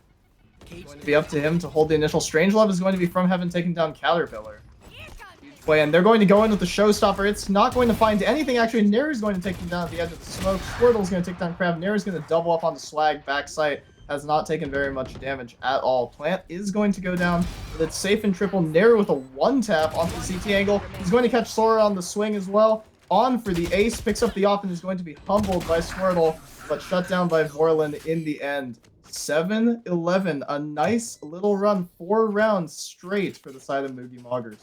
And Neru, the difference maker in that round, explosive in taking out. Strangelove manages to Rosa the ult, and that was extremely vital as it gave Neru the opportunity to capitalize off of wherever the raids would land. And playing through those smokes and aggressing through triple, Neru was able to find those easy kills on the backside. Maybe not expecting that aggression from Moogie Moggers, who are uncharacteristic here. Yes, this should do. Oh, this is a nice spot. That goes there. The economy on the side of wildcards not looking great for Sheriffs and a Classic. They want to stack up here to get aggressive. The worst thing that Moogie Moggers can do here is give them money. A whiffed Razel is not going to net the kills, but it will do enough damage for the team to capitalize off of it. And now Squirtle is stuck toward triple, gets picked off by a nade, and another beautifully executed plant, playing the post plant now, expecting this flank. AF is playing a nice off angle here to swing into the push out from market when able. Drowsy manages to pick him off, but a quick trade from Vorlin and Neru is going to secure that out. And once again, it is just beautiful. Fundamentally well-played site takes, plants, and post-plant positioning to expect these pushes out from Heaven, from Danger, and through market for the flank. Completely different team. Neru at the helm. I mean, they were having a very, very slow first half entirely. But on the T side, they look revitalized now that they actually get to play the game. I mean, that's a common sentiment among many players, I'm sure. Like, see, oh, dude, CT is so boring. I have to just sit here and wait for them. Sora, with the save, has the op coming up long, and this time he is going to find that contact. Here comes the flash, though. He's going to reset, and he's going to leg him! AFW is going to take him down. I know exactly. Twice the op has been bought, and twice it has found nothing. Drowsy is going to take down Caterpillar. He's going to anchor this really nicely. Triples up. Orland ults into backside, and he's going to find Swag as well. Squirtle's going to come and throw him down, and Strangelove. Wow, that was a... What an exchange of gunfights and trades. Just Drowsy going insane on tube to secure that, and that really won the round for his team. If you're Moogie Moggers here, you got to be sweating a little bit, and it looks like they are going to be going for that timeout. Another caster blessing. I mean, you ask and you shall receive. The timeout being called at probably the most critical point in the game. I mean, I would have liked to see it a bit sooner, a little more proactively, but they did find their rhythm. And now that, if we're being honest, I think they're just taking this so they can make sure they don't lose the game this round right here. But at the same time, last round, they kind of just got outgunned, is what it really comes down to. They had that opening pick. They were moving up as a group. It's just very, very difficult situation to be in when the Omen, who is isolated on site, takes 3 down with him before your ult comes in and you can clean him up yourself. Yeah, credit where it's due. Drowsy made a huge play to bring his team back into this. And I think that you do have a point here. Moogie Moggers, they didn't really seem to need the timeout. They turned around the momentum where they needed. But sometimes there is merit in taking a timeout just to slow down the pace, just to break up the rhythm that the other team has. They might not even be really discussing anything here. They just need to stick to what they're doing. The fundamentals seem to have been working. It was just a slight sloppy play onto Drowsy that enabled him to get 3 easy kills to prevent that take. They're all just chilling in spawn, huddling up. Hopefully they've drawn up one more great play call. They've had quite a few in them. Let's see if they return to that showers play that brought a tear to your eye. 4v2 stacking into showers. The dog gets vital info. 3 stacked on the triple on the side of Wildcards, and Caterpillar is going to send out the drone for some important front sight info. A nade to zone them out. And we have Squirtle stuck. Nehru gets an easy pick through the smoke onto Swag. Strangelove and Squirtle still holding the backside, and it looks like they are flooding out here. Caterpillar is looking for Squirtle, manages to find him in that corner, and now Strangelove is isolated onto Heaven, but Caterpillar gets picked off from Drowsy, comes through to Heaven. Where is the plant here? You can't get it down with this much fighting. There was a huge gap in the triple smoke. AFW is going to take down Drowsy. Sora and Strangelove are going to combine for a couple of kills. It's going to be all up to Nehru, the hero of the Moogie Moggers. CT line is completely drawn off by this op. He has to hope that Sora gets a little antsy and starts trying to take some space for himself. Nehru, very patient though, full HP. Strangelove, probably about 1 bullet. I would assume just based on the health. About 1 bullet. He's going to peek into the angle, spots the shoulder, gets the bomb, and he has the opportunity to flash and play teleporter. Nehru has the advantage. He's actually going to pull the mind game. But has he overcooked it? Sora is going to be posted on the angle, and he's going to run straight into it, and Sora is going to whiff it. The Phantom is going to be picked up, and Sora closes it out in the end. The rotate overcooks. Wild card. Move to 3-3. Wow. Just looking back at the VOD for that one, he's going to be kicking himself a little bit. Sora completely read into that, and that was just an absolutely insane end to that match. It's unfortunate, but I do think that just the same way that AFW was able to really put the team on his back and bring them back from the brink of losing before the half with that decisive hero play or a couple of hero plays on their defense. I mean, Drowsy was able to do the exact same thing for Wildcards. He was able to breathe life back into them on Tube, and I think that once Moogie Moggers saw that match point, that was just it for them. If you saw that 6-0 or was it 8-0? Let me check timeline real quick. If you check that 6-0, maybe even that 8-1 start, if you removed those first few rounds from the game and you just watched that midsection where Moogie Moggers started turning it around, it really was a tale of two halves and a tale of two teams. First Blood's very, very even. 10 to the side of Moogie Moggers, 11 to the side of Wildcards. Came down to a lot of individual gunplay, a lot of heroics, and there were some very, very fast, very entertaining rounds that we just watched. Yeah. Right. So with that, we're going to head off to a break. We get how uncertain the future is. We've come of age in a complex world, face to face with problems we didn't create. So what's going to happen next? We are. Because our future is the future. So we're going to build bridges and hospitals in a day and feed those left in the cold. We're going to do all this and more because we have an appointment with destiny.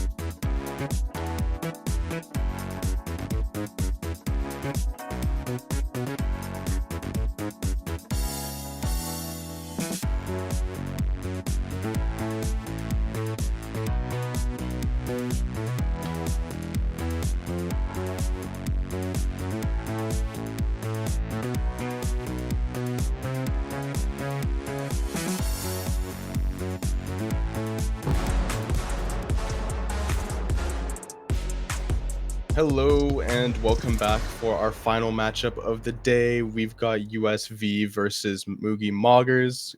Good matchup coming up. Hopefully we see a little bit better from Moogie Moggers this time around. If you're just tuning in, we've had a pretty competitive set of matches over the last couple hours. We had a pretty comfortable win early for what was it? It was the Kitten team, Yeah. Kitty Cat team. I'm blanking on the name right now, but they won it.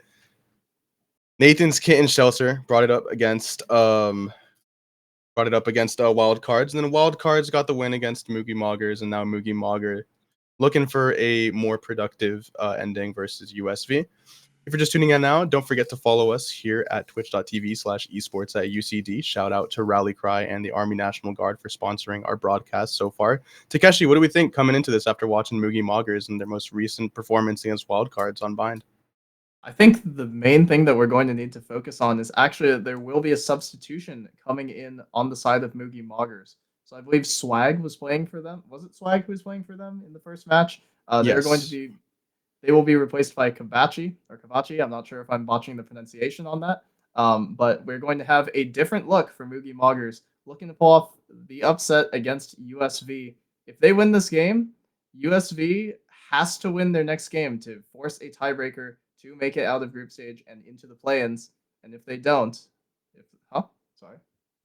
Yeah. Oh, it's already a tiebreaker. I apologize. Production has corrected me on that one. I am trolling.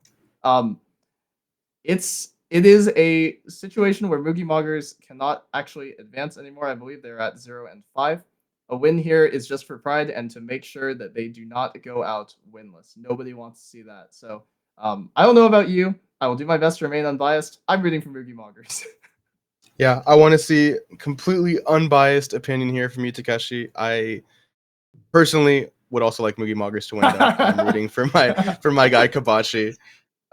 Please, make me happy here. I saw you guys coming out with some really solid takes on your last match against Wildcards, and I think that University of Silicon Valley has to, look behind their back a little bit, because we are going to get into this match and we are going to see hopefully a more productive match from them with the difference maker Kabachi. Big things from him. Expect a 40 bomb this match. Of course, I mean, as we have a second here while the graphics going, it is important to note that Kabachi did in fact DM both me and Kevin, promising a 50 piece, not just 40. So yeah, expect not just big things, massive. Well, Kabachi is actually the best in the lobby. I mean, career radiant, really solid player. I really think this will be the difference maker that Moogie Moggers needs to upset Silicon Valley here, and I think that they should all be sweating, because once Kabachi is in the server, I mean, it might as well be aimbot. I mean, I'm surprised Vanguard hasn't caught him yet, because he is just an insane player all around. Covering the KO, the CSGO champion of choice. Sorry, agent. I forgot. I'm not playing my game anymore. I'm out of my element. It's okay. We call them operators. People get confused. I hope we don't see any operators this game. looking not quite logged into the KO quite yet, but I think that we are going to see Kabachi do it. I mean, Kabachi is historically like #1 NA for KO, so seeing him lock in here would be really solid, and he does end up doing it. We do have some pretty distinct and different comps here. We see Silicon Valley opting for a Viper, looking for that cross-map control with the wall, and hopefully a bit more zoning with the Viper ult, which is always solid, especially to prevent a take. On the side of Moogie Moggers, we're seeing that Killjoy pick, similar kind of style to what we've seen them in the past. Just looking to play that cross-map utility without having to dedicate too much to playing on-site. A couple of things that are interesting to note here is, yes, they do have different comps, but there is more of the same. The swap is going to be Viper for the side of USV and KO for the side of Moogie Moggers. And also something worth noting is Vorlin was playing the Smokes last game. He was on Omen, and he has swapped with AFW. They have swapped roles, Controller versus Sentinel. So it will be AFW on the Omen this time, and Vorlin on the AJ. But these two teams having nearly the same comps, it's going to once again come down to execution for the side of Moogie Moggers, and we are looking forward to seeing what USV has in store for us today. Not too much movement from Moogie Moggers yet. Looks like they are actually stacking for an early B hit initially. Kabachi is palming that flash, ready to make an execute here. And with 3 seconds on the clock, it doesn't seem like they're going to really deviate from this. On the side of Silicon Valley, they're getting pretty aggressive for A site. It looks like they're actually going to push right past each other. Moogie Moggers putting a lot of presence into mid. They do spot the bot, which is going to flag their plan here, and they get mollied off for that quick stall, which is going to enable Silicon Valley to push in through A-Link and secure that entry. Pushing right past the smoke early, though, are the Moggers. But they're going to be held very handily by USV. A knife is going to come out in round 1 just to pour some salt in the wound. That is a brutal first round for the side of the Moggers. Not what you were looking for coming into it. And so, I mean, I think the big issue here is that the Moggers weren't immediately playing for Kabachi to bait them. I mean, really, if Kabachi was there to bait the kill on all 5 of them, then they probably would have won this round out. Really solid adjustment from Silicon Valley. They managed to come through A-Link and immediately cut that push, and that stall was vital to making sure that the Moggers couldn't immediately take site. Molly kept them stuck into B main, and I think committing to it definitely cost them there. Pretty standard A-hole. Got the Omen one way and the Raise Nade to take full control of root area. Gotcha.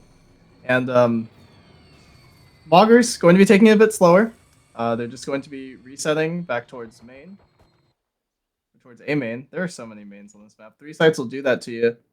OG is going to take down Kabachi on the opener. Double J looking at the first peek for B. Going to run into some resistance from Caterpillar. Is going to shut her down. Double J re-swings into Borland. Is going to keep going onto AF and gets the quad onto Crab. Nice util. Some interesting positions and angles being held, kind of 1 by 1 for the side of Moggers, but I guess that's what you do on the Glock eco.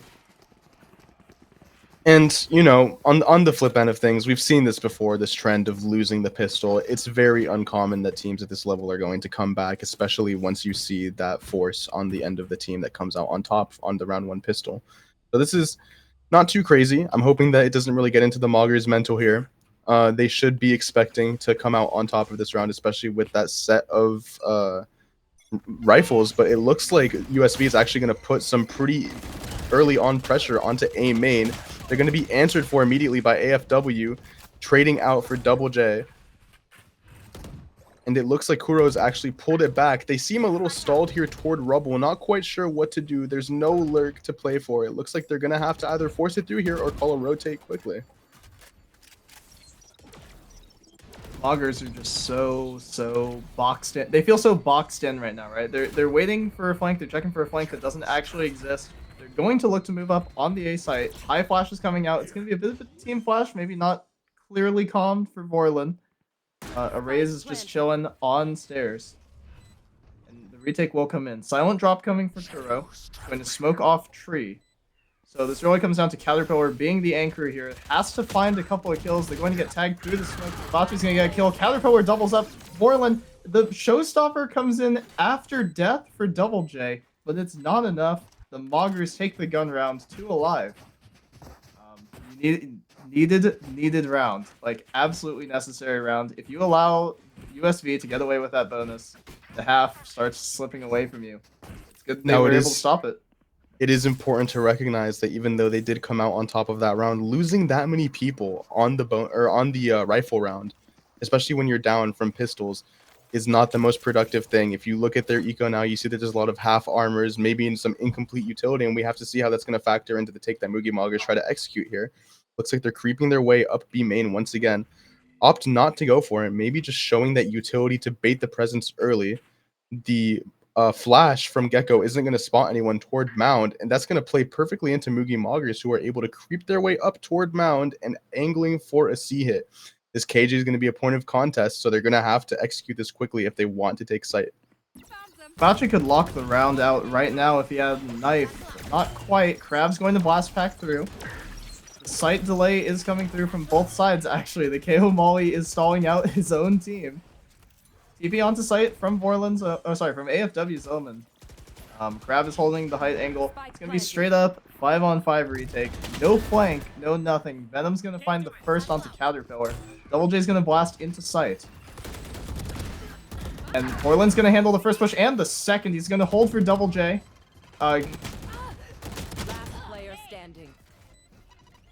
All up to the GOAT Kabachi here, who's stuck back toward Mound. Double J is looking for the drop. Kabachi doesn't quite see, doesn't get the kill. You still have the raise on Mound, ready to play for it. AFW is just playing this smart, playing it passive for the post plant. Double J swings out. They're looking around each other. AFW doesn't quite know where he is, gets caught off guard. And is Double J going to be able to make it in time? No time. Is going to have to run away. So we managed to secure that round for the Moogie Moggers, but it was a little bit sketchy. I think if we had played a little bit closer for those trades between Kabachi and AFW, we might have been able to make this happen. It was especially a little bit heartbreaking to see Kabachi die because he really is the best player in this lobby. And so to see him just lose right there. I mean, I personally thought they were going to lose after Kabachi died. So they ought to be really careful there. They have to keep their champion up.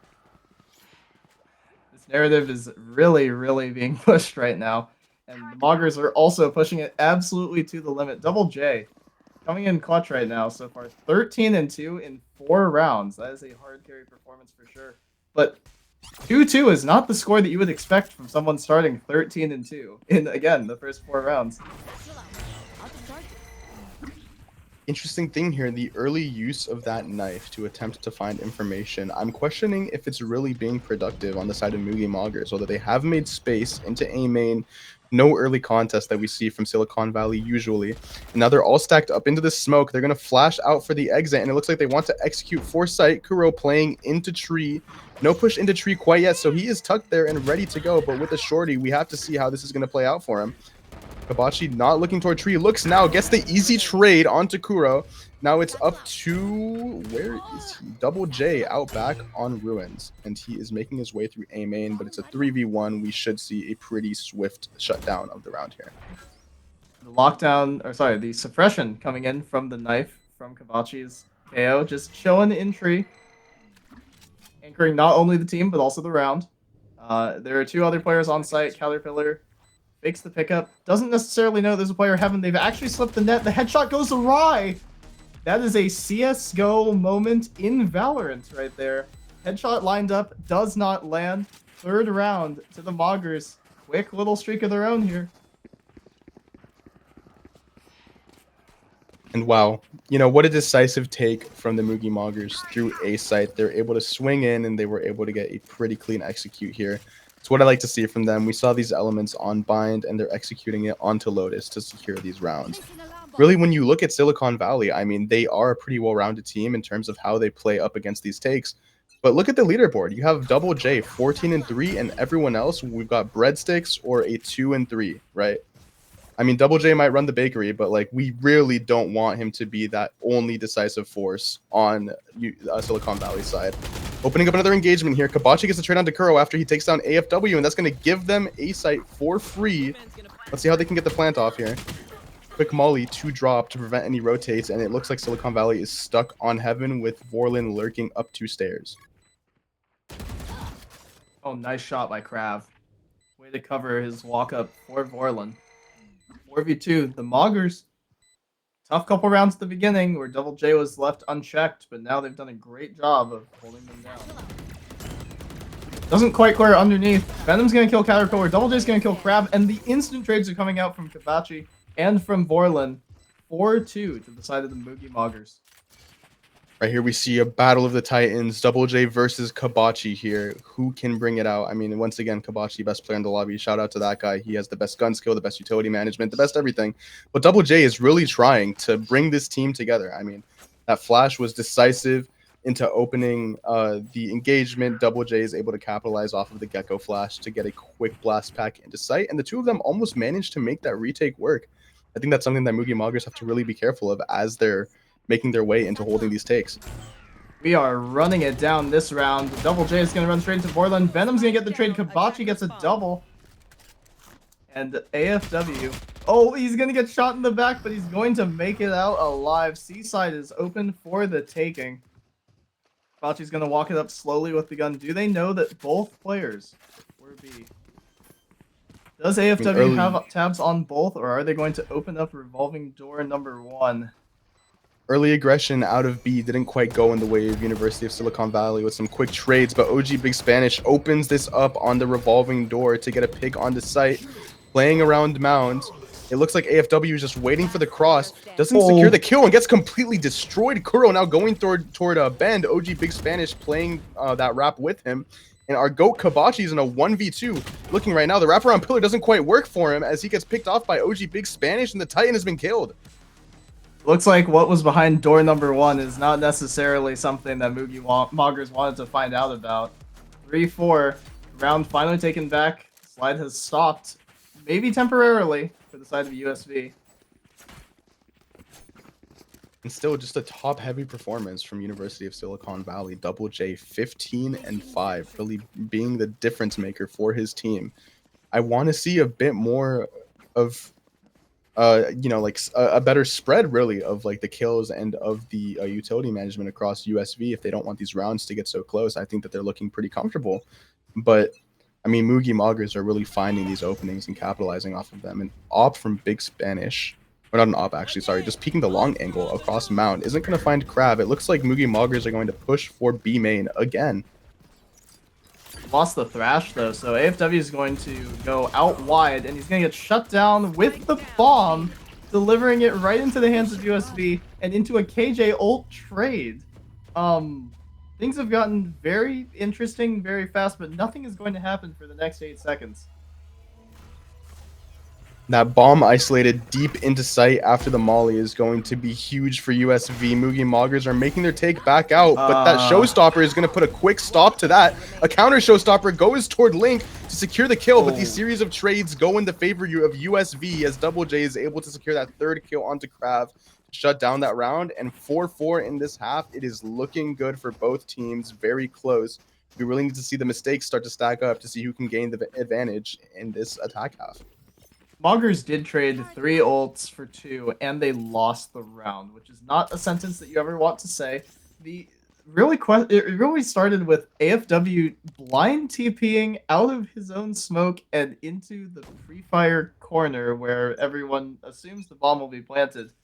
That may have been a bit of a whoopsie. Maybe it was a misclick. We'll never know.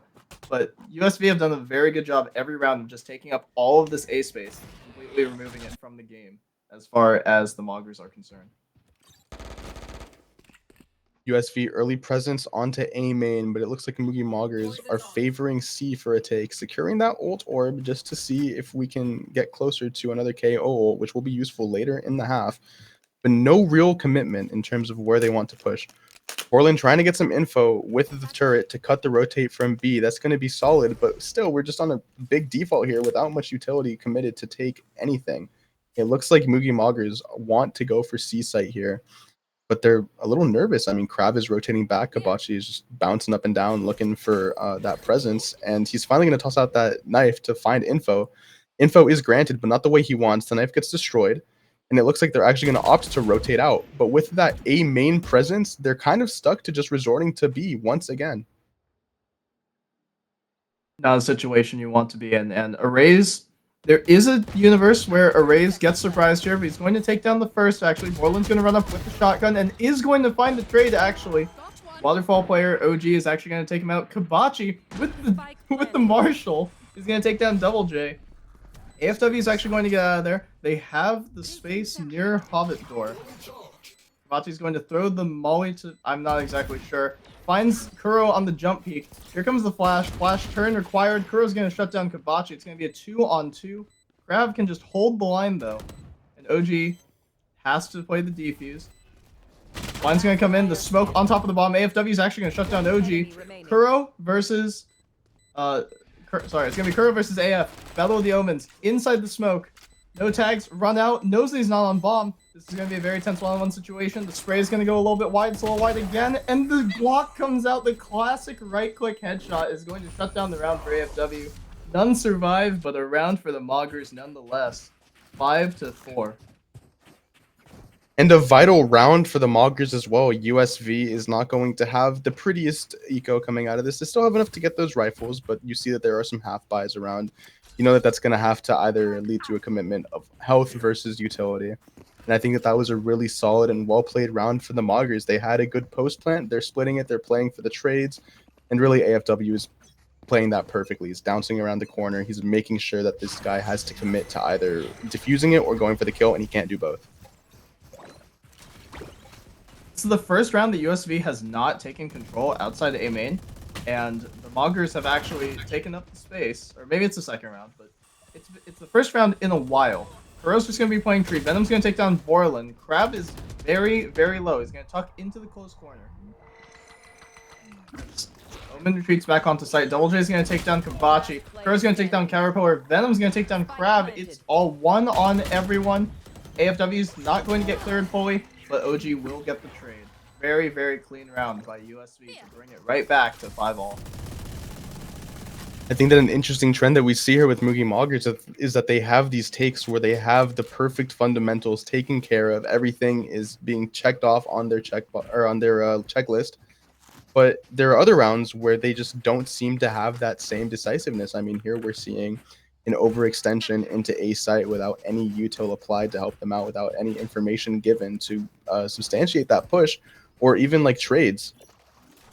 And so right here, like, what are we going to see from Moogie Moggers? How are they going to adjust here? Are they going to stick to the formula that's been working of playing these trades and being an overall sticky team, or are they going to keep on giving these ones and losing it to defense? Oh, that is a question that we will have to wait and find the answer to. Double J is playing a very aggressive angle. He's actually going to pop up and he's going to get both of the B main players. That is not what you want to see from the side of the Moggers. No one clears the wood box. 3 on 5 early. The only space on the map where they have any amount of control is Mound, but there are 2 players sitting on C. There's 2 on B, and Venom is holding the late rotate back towards A main. Kabachi's actually going to take down OG. That is a big find if they can actually retrieve the gun. It's going to force the raise rotate through Waterfall.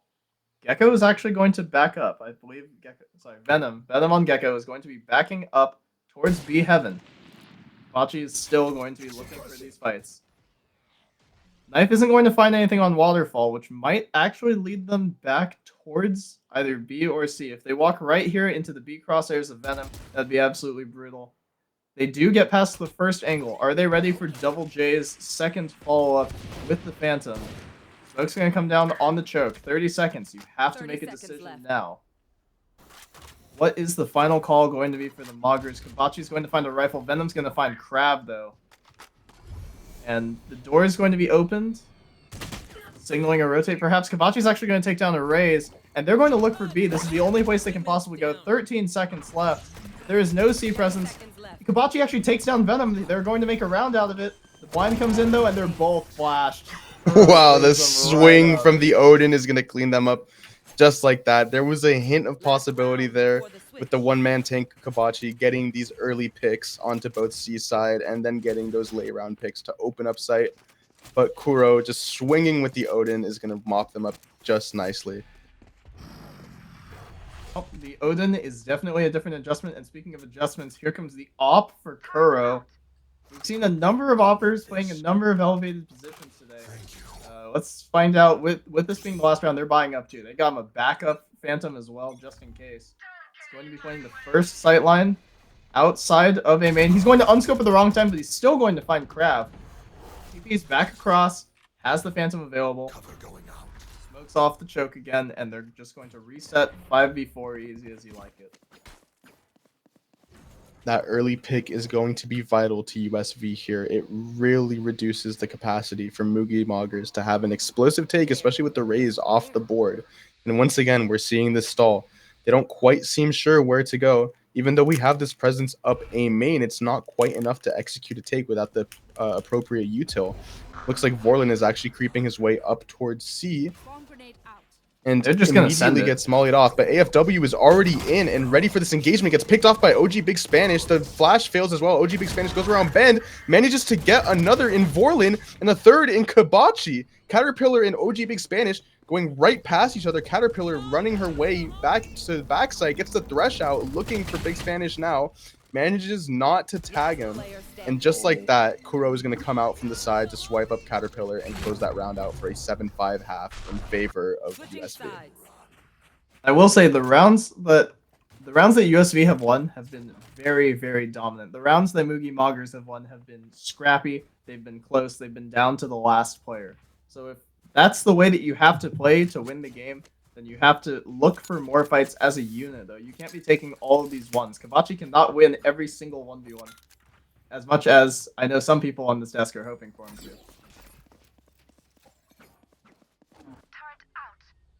It's a difficult position to be in if you're Moogie Moggers.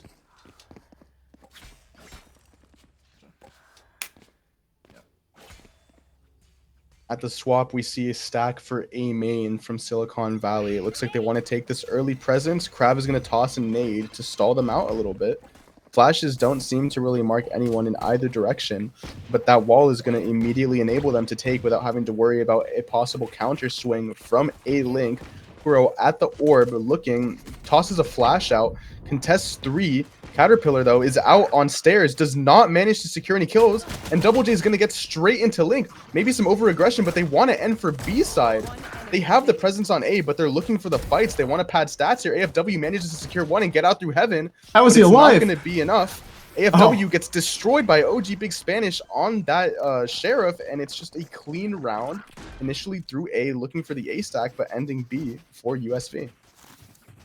A crazy amount of time the AFW was able to stay alive with the knife out, just running around, but eventually USV hunted them down. And 8-5 to the side of USV. Probably looking at 9-5. It looks to be a full save from the side of the Moggers. They're going to need a massive comeback to get back into this one. AFW opting to get a stinger here. Maybe just trying to prevent an aggressive push. They want to push up here, contest, get easy guns. AFW doesn't net a kill with Kuro, but immediately traded out by Kabachi. They can't go for these guns, though. The Odin once again shutting them down. Double J getting the double kill on the Spectre, and Venom closing it out with a kill onto Crab, and that's going to win the round in A main, not even pressing for sight. It looks like the defense wanted to get out and aggressive, but they couldn't quite get the kills that they needed to secure it. That went exactly as anticipated for the full classic round. Unfortunately, they were not able to turn it into El Clasico, but hopefully this round will bring something different for the side of the Moggers. There's a Judge, there's an Odin, there's some AKs available. I mean, this should be a round where they can actually hang with USV, just in terms of raw firepower. A stack toward B, a page out of Moogie Mogger's notebook that Odin is going to be instrumental to clearing out through these smokes, but we have Vorlin watching the cut for the entry. If he gets smoked out here, that's a vital kill from Double J onto Caterpillar, and Vorlin immediately smoked out with a nade to press him back further. He's going to get forced out, immediately cleaned up by Venom and Kuro, who are able to get a quick kill. Double J a little bit too aggressive into heaven, and it looks like Kuro's going to go for a late trade regardless. Manages to secure the kill, though. Traded out by AFW, who is lurking back in heaven. We have Kabachi back toward B main, and it is a 2v2 post-plant situation. But with Molly's on the bomb, it's going to be difficult. AFW flashed out and immediately killed. Kabachi goes for the tap and a flash, but it's a 2v1 on the double swing. It's a 1v1 now. Kabachi, the glorious king, trying to go for this defuse, and he's going to swing out. Gets the kill onto A Link, and that's the Titan that we talk about. That is Kabachi.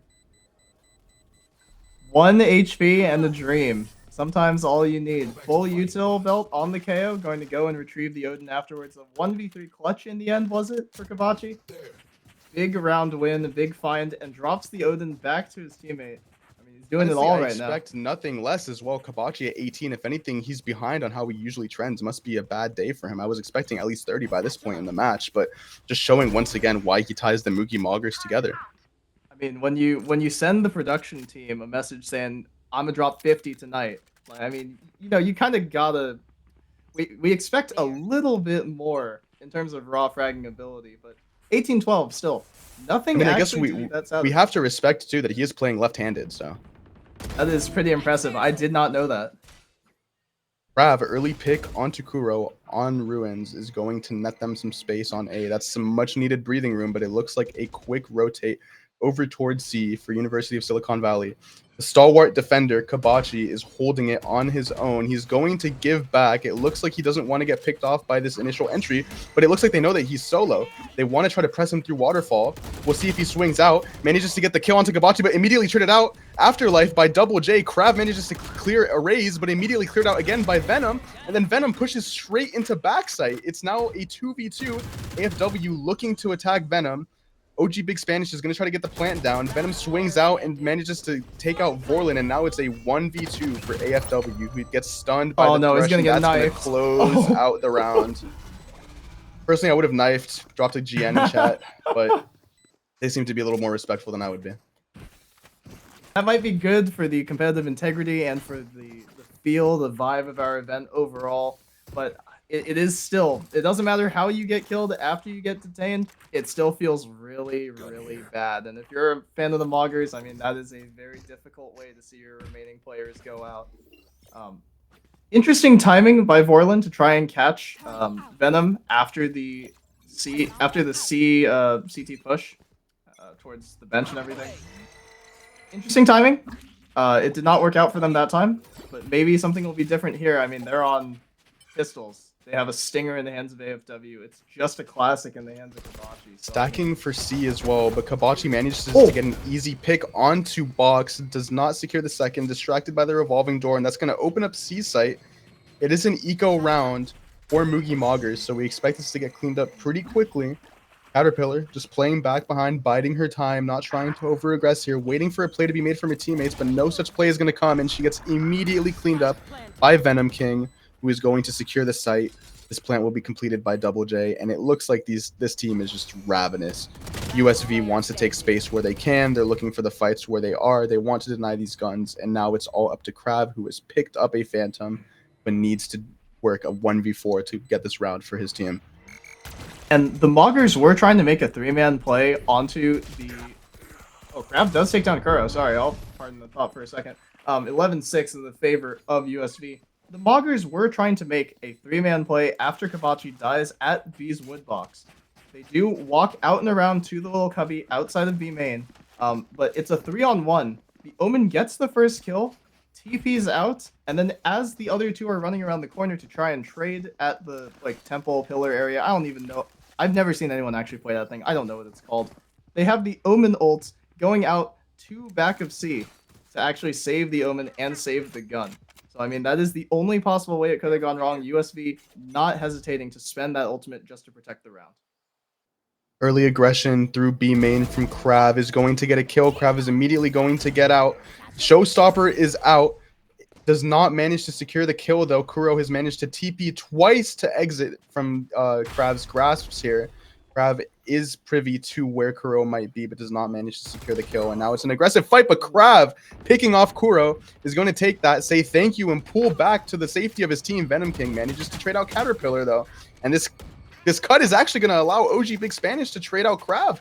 Suddenly it's a 3v3. It's not quite clear how this happens. They had such a good advantage at first, but now Moogie, Moggers, and USV are an even playing field, and USV seems to be rotating toward A to try to end.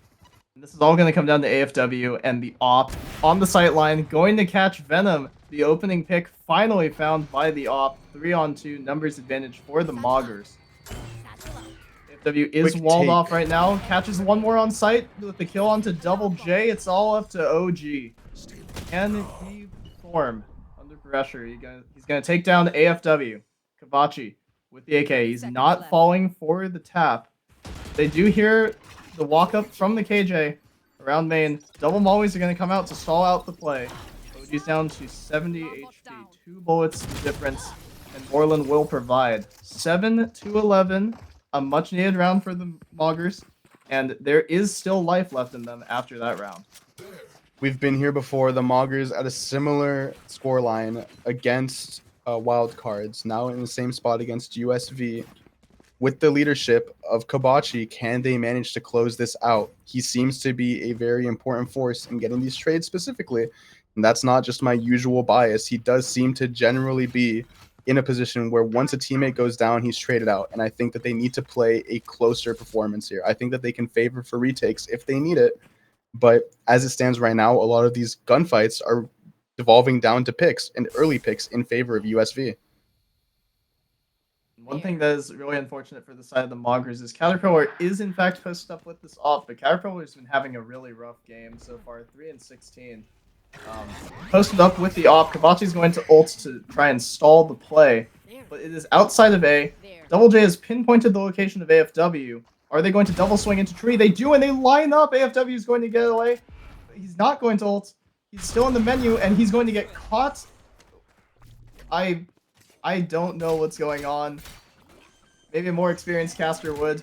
Kuro's going to spot KJ peeking out from Hobbit.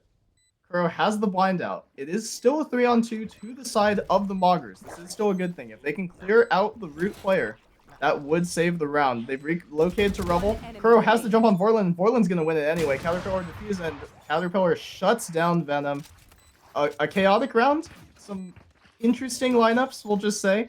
But a massive play by AFW and a huge ult by Kabachi. That's also going to net a defuse for the KJ, which is going to put her one step closer to that ultimate, which is vital for these retakes, which they seem to be favoring and which seems to be helping Moogie Moggers secure these rounds.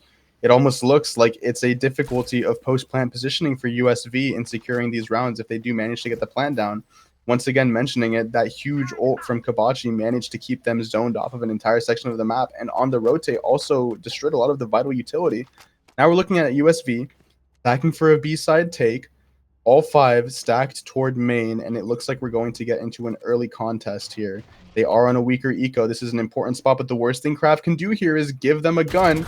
Can he get one? He only gets one, and that might be a gun for the side of USV, which is going to open up this round for them. Well, if AFW can actually get some more damage down through the smoke, it is still a very winnable round for the side of the Moggers. Caterpillar gets the opening kill with the op. Does she know that there are 3 more near her? Viper's already walked up towards water.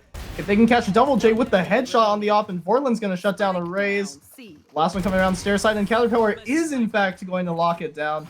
Doubling the kills in 2 rounds basically with the op. Might have found the weapon of choice for Caterpillar. And just a beautiful round from Caterpillar as well. Beautifully placed, playing toward the default plant to get that early pick onto the revolving door and immediately dancing around bend and through the pillar to secure 2 more kills, especially on Double J, the one who we historically see opening up these takes, especially in these late rounds. That's exactly what Moogie Moggers need. And I think that if we can keep their eco down against USV, then we're going to see potentially an 11-11 or maybe even a venture into overtime. USV needs to get this round here. Their eco isn't looking too strong after these buys. If Moogie Moggers manage to hold them here, then it is a very favorable position for them. Pressure is really on USV here to actually execute. Orlin, opening kill onto Double J. That's a big find. KJ ult is going to come in later from OG. Counter KJ ult is coming in, so if you're going to get suppressed, we will too. Anything you can do, I can do better, and it is going to force USV completely off of mound for the time being. Interesting decision from Orlin to get detained, but under the safety of the other KJ ult, it seems just fine. We're going to see a quick rotate from USV, and now it's a race toward A site. AFW holding in tree, waiting for the take. Is this going to be a favorable fight for him? No one seems to be playing trades for tree, actually, as they opt to stack through main, and they're actually going to go right past each other on the revolving door. AFW manages to secure the kill, and now he's on the flank, and it's a retake in a 4v2. It's very favorable for Moogie Moggers. Venom King misses the flash. Crab is immediately into the Viper ulti. Caterpillar and Crab pinch it out, and Venom on the silent drop. They're not aware of his position, but this is still a very favorable position for Moogie Moggers. Venom is behind, playing Trigger Discipline, doesn't manage to secure, well, actually secures 2 kills, and now it's a 2v1 with Thresh on the board. Caterpillar and AFW have to split this to make it work. Don't go too early, AFW. Wait on your teammate. Caterpillar gets out, manages to get the double swing with AFW, and they're going to secure that defuse. And they lined up at the end. That was dangerous for the Moggers, but Man Advantage wins out. This is a really, really close game. Caterpillar with the op. Really, really ugly economy situation for USV. All the pressure is on them to win this round. If they can't, tie game. Moggers might actually break the econ with this win. And I think we really need to comment on that early pick that Vorlin had onto Double J. Losing that vital piece of entry is part of the formula for USV, and if they don't have that entry there, it makes it significantly easier for Moogie Moggers to secure these holds. And if you're going to have Kabachi go down, you might as well have the other team's main carry, Double J, go down before him. Make it play straight 4-on-4 and just trust in your boys to be able to execute better than them. A quick flood into A site, 3 stacked up to tree, and it's not looking great for Moogie Moggers here. AFW is on his own, going to get destroyed from a 4-person swing, and now it's a 3v5. They've completely flipped the script. Krav manages to get that lurk from the KJ. That's going to take care of a lot of the post-plant isolation. Looking for a double swing on Venom now. Manages to get the kill, but it's not great. They trade against each other, and another showstopper from Double J is going to shut down Caterpillar to put us to match point. And that is the danger of taking that first heads-up duel. If you know that it's coming, you know you have to take the fight, and there is a timeout coming in from AFW attempting to save the last game of the Moggers season. The best outcome right now is overtime for the Moggers. They're going to take another minute to try and think it over. How can we set up this? How can we set up this defensive hold? How can we just fix what was just exploited? We got 4 in a row. We were playing good fundamental Valorant. Can we take this to the next level and hold USV to 0 in the next 2 rounds? What do you think they're going to be looking for, Kevin? It's almost worrying. I mean, we see that this is the same situation where Moogie Moggers managed to get these chains of wins, but then they get a little bit ahead of themselves and they give the opposing team the position to be able to recoup and make a play for the win. They can't get in their heads now. Once again, they've brought out this extremely late timeout, and I think that that is a little bit risky on their end. The mental might be a little bit low right now. They need to read into the fact that USV is looking for these aggressive plays, and they need to either opt for the retake or they need to get those early picks, especially shutting down Double J, or it's not going to be great for them. Appreciate it. Sometimes all you can do is, yes, you're calling a timeout and you are giving yourself info. Sorry, you're giving yourself time to talk it over. You're also giving them time to talk it over. The only thing that I think the Moggers can count on right now is USV. They may get a little bit in their own heads. The Moggers had great success when USV took too long to execute the play. The longer the Moggers can make the round last, I think the better for them in this particular matchup. Caterpillar on the op, watching A main, just manages to miss against a raise, and that's a vital kill that could have opened it up early for them. It doesn't look like Moogie Moggers are quite rotating yet, but that's okay. I mean, we see a stack for USV, but nothing too aggressive quite yet. It looks like they are prepping for an execute. Krav and Kabachi are lurking their way up around, and it looks like AFW is about to get into a 3-person fight, does not manage to get the kill, and that might be the game breaker for them. That early pick is not very productive at all for Moogie Moggers.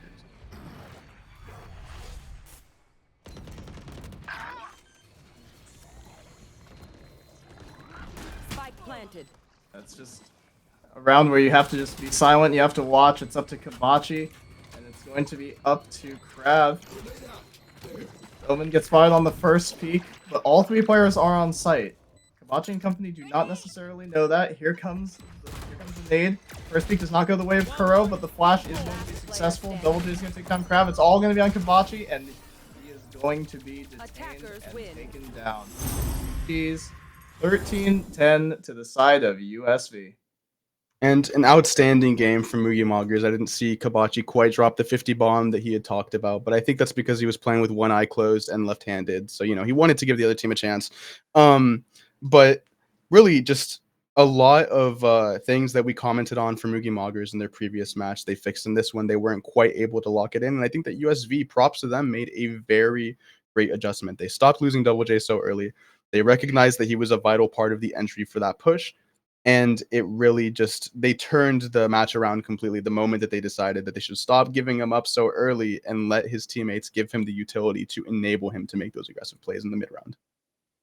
Overall, I think a great 3 matches that we just watched. We watched some very, very close ones, some very entertaining rounds. There was a lot of action going on today. It was definitely not slow in the slightest. So with that being said, is there anything else you want to talk about, Kevin? Or I can hit the outro?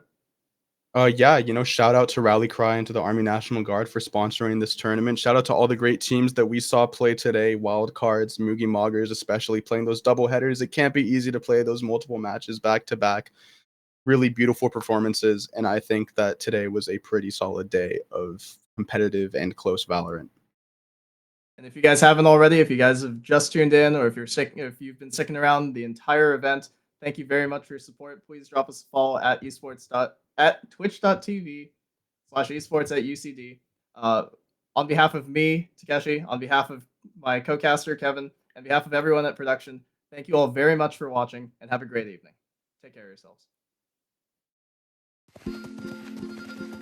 Our generation has a choice.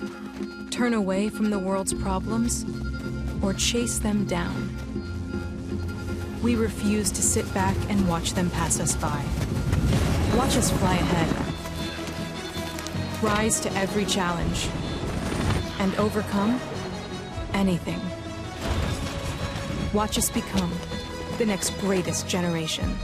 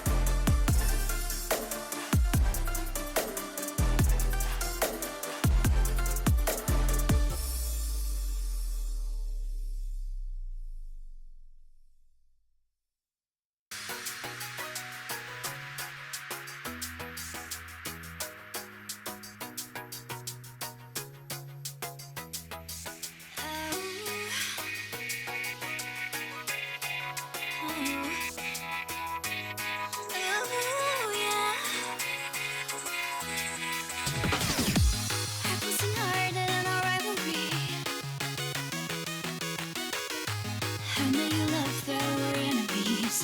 Foot on the gas, this is all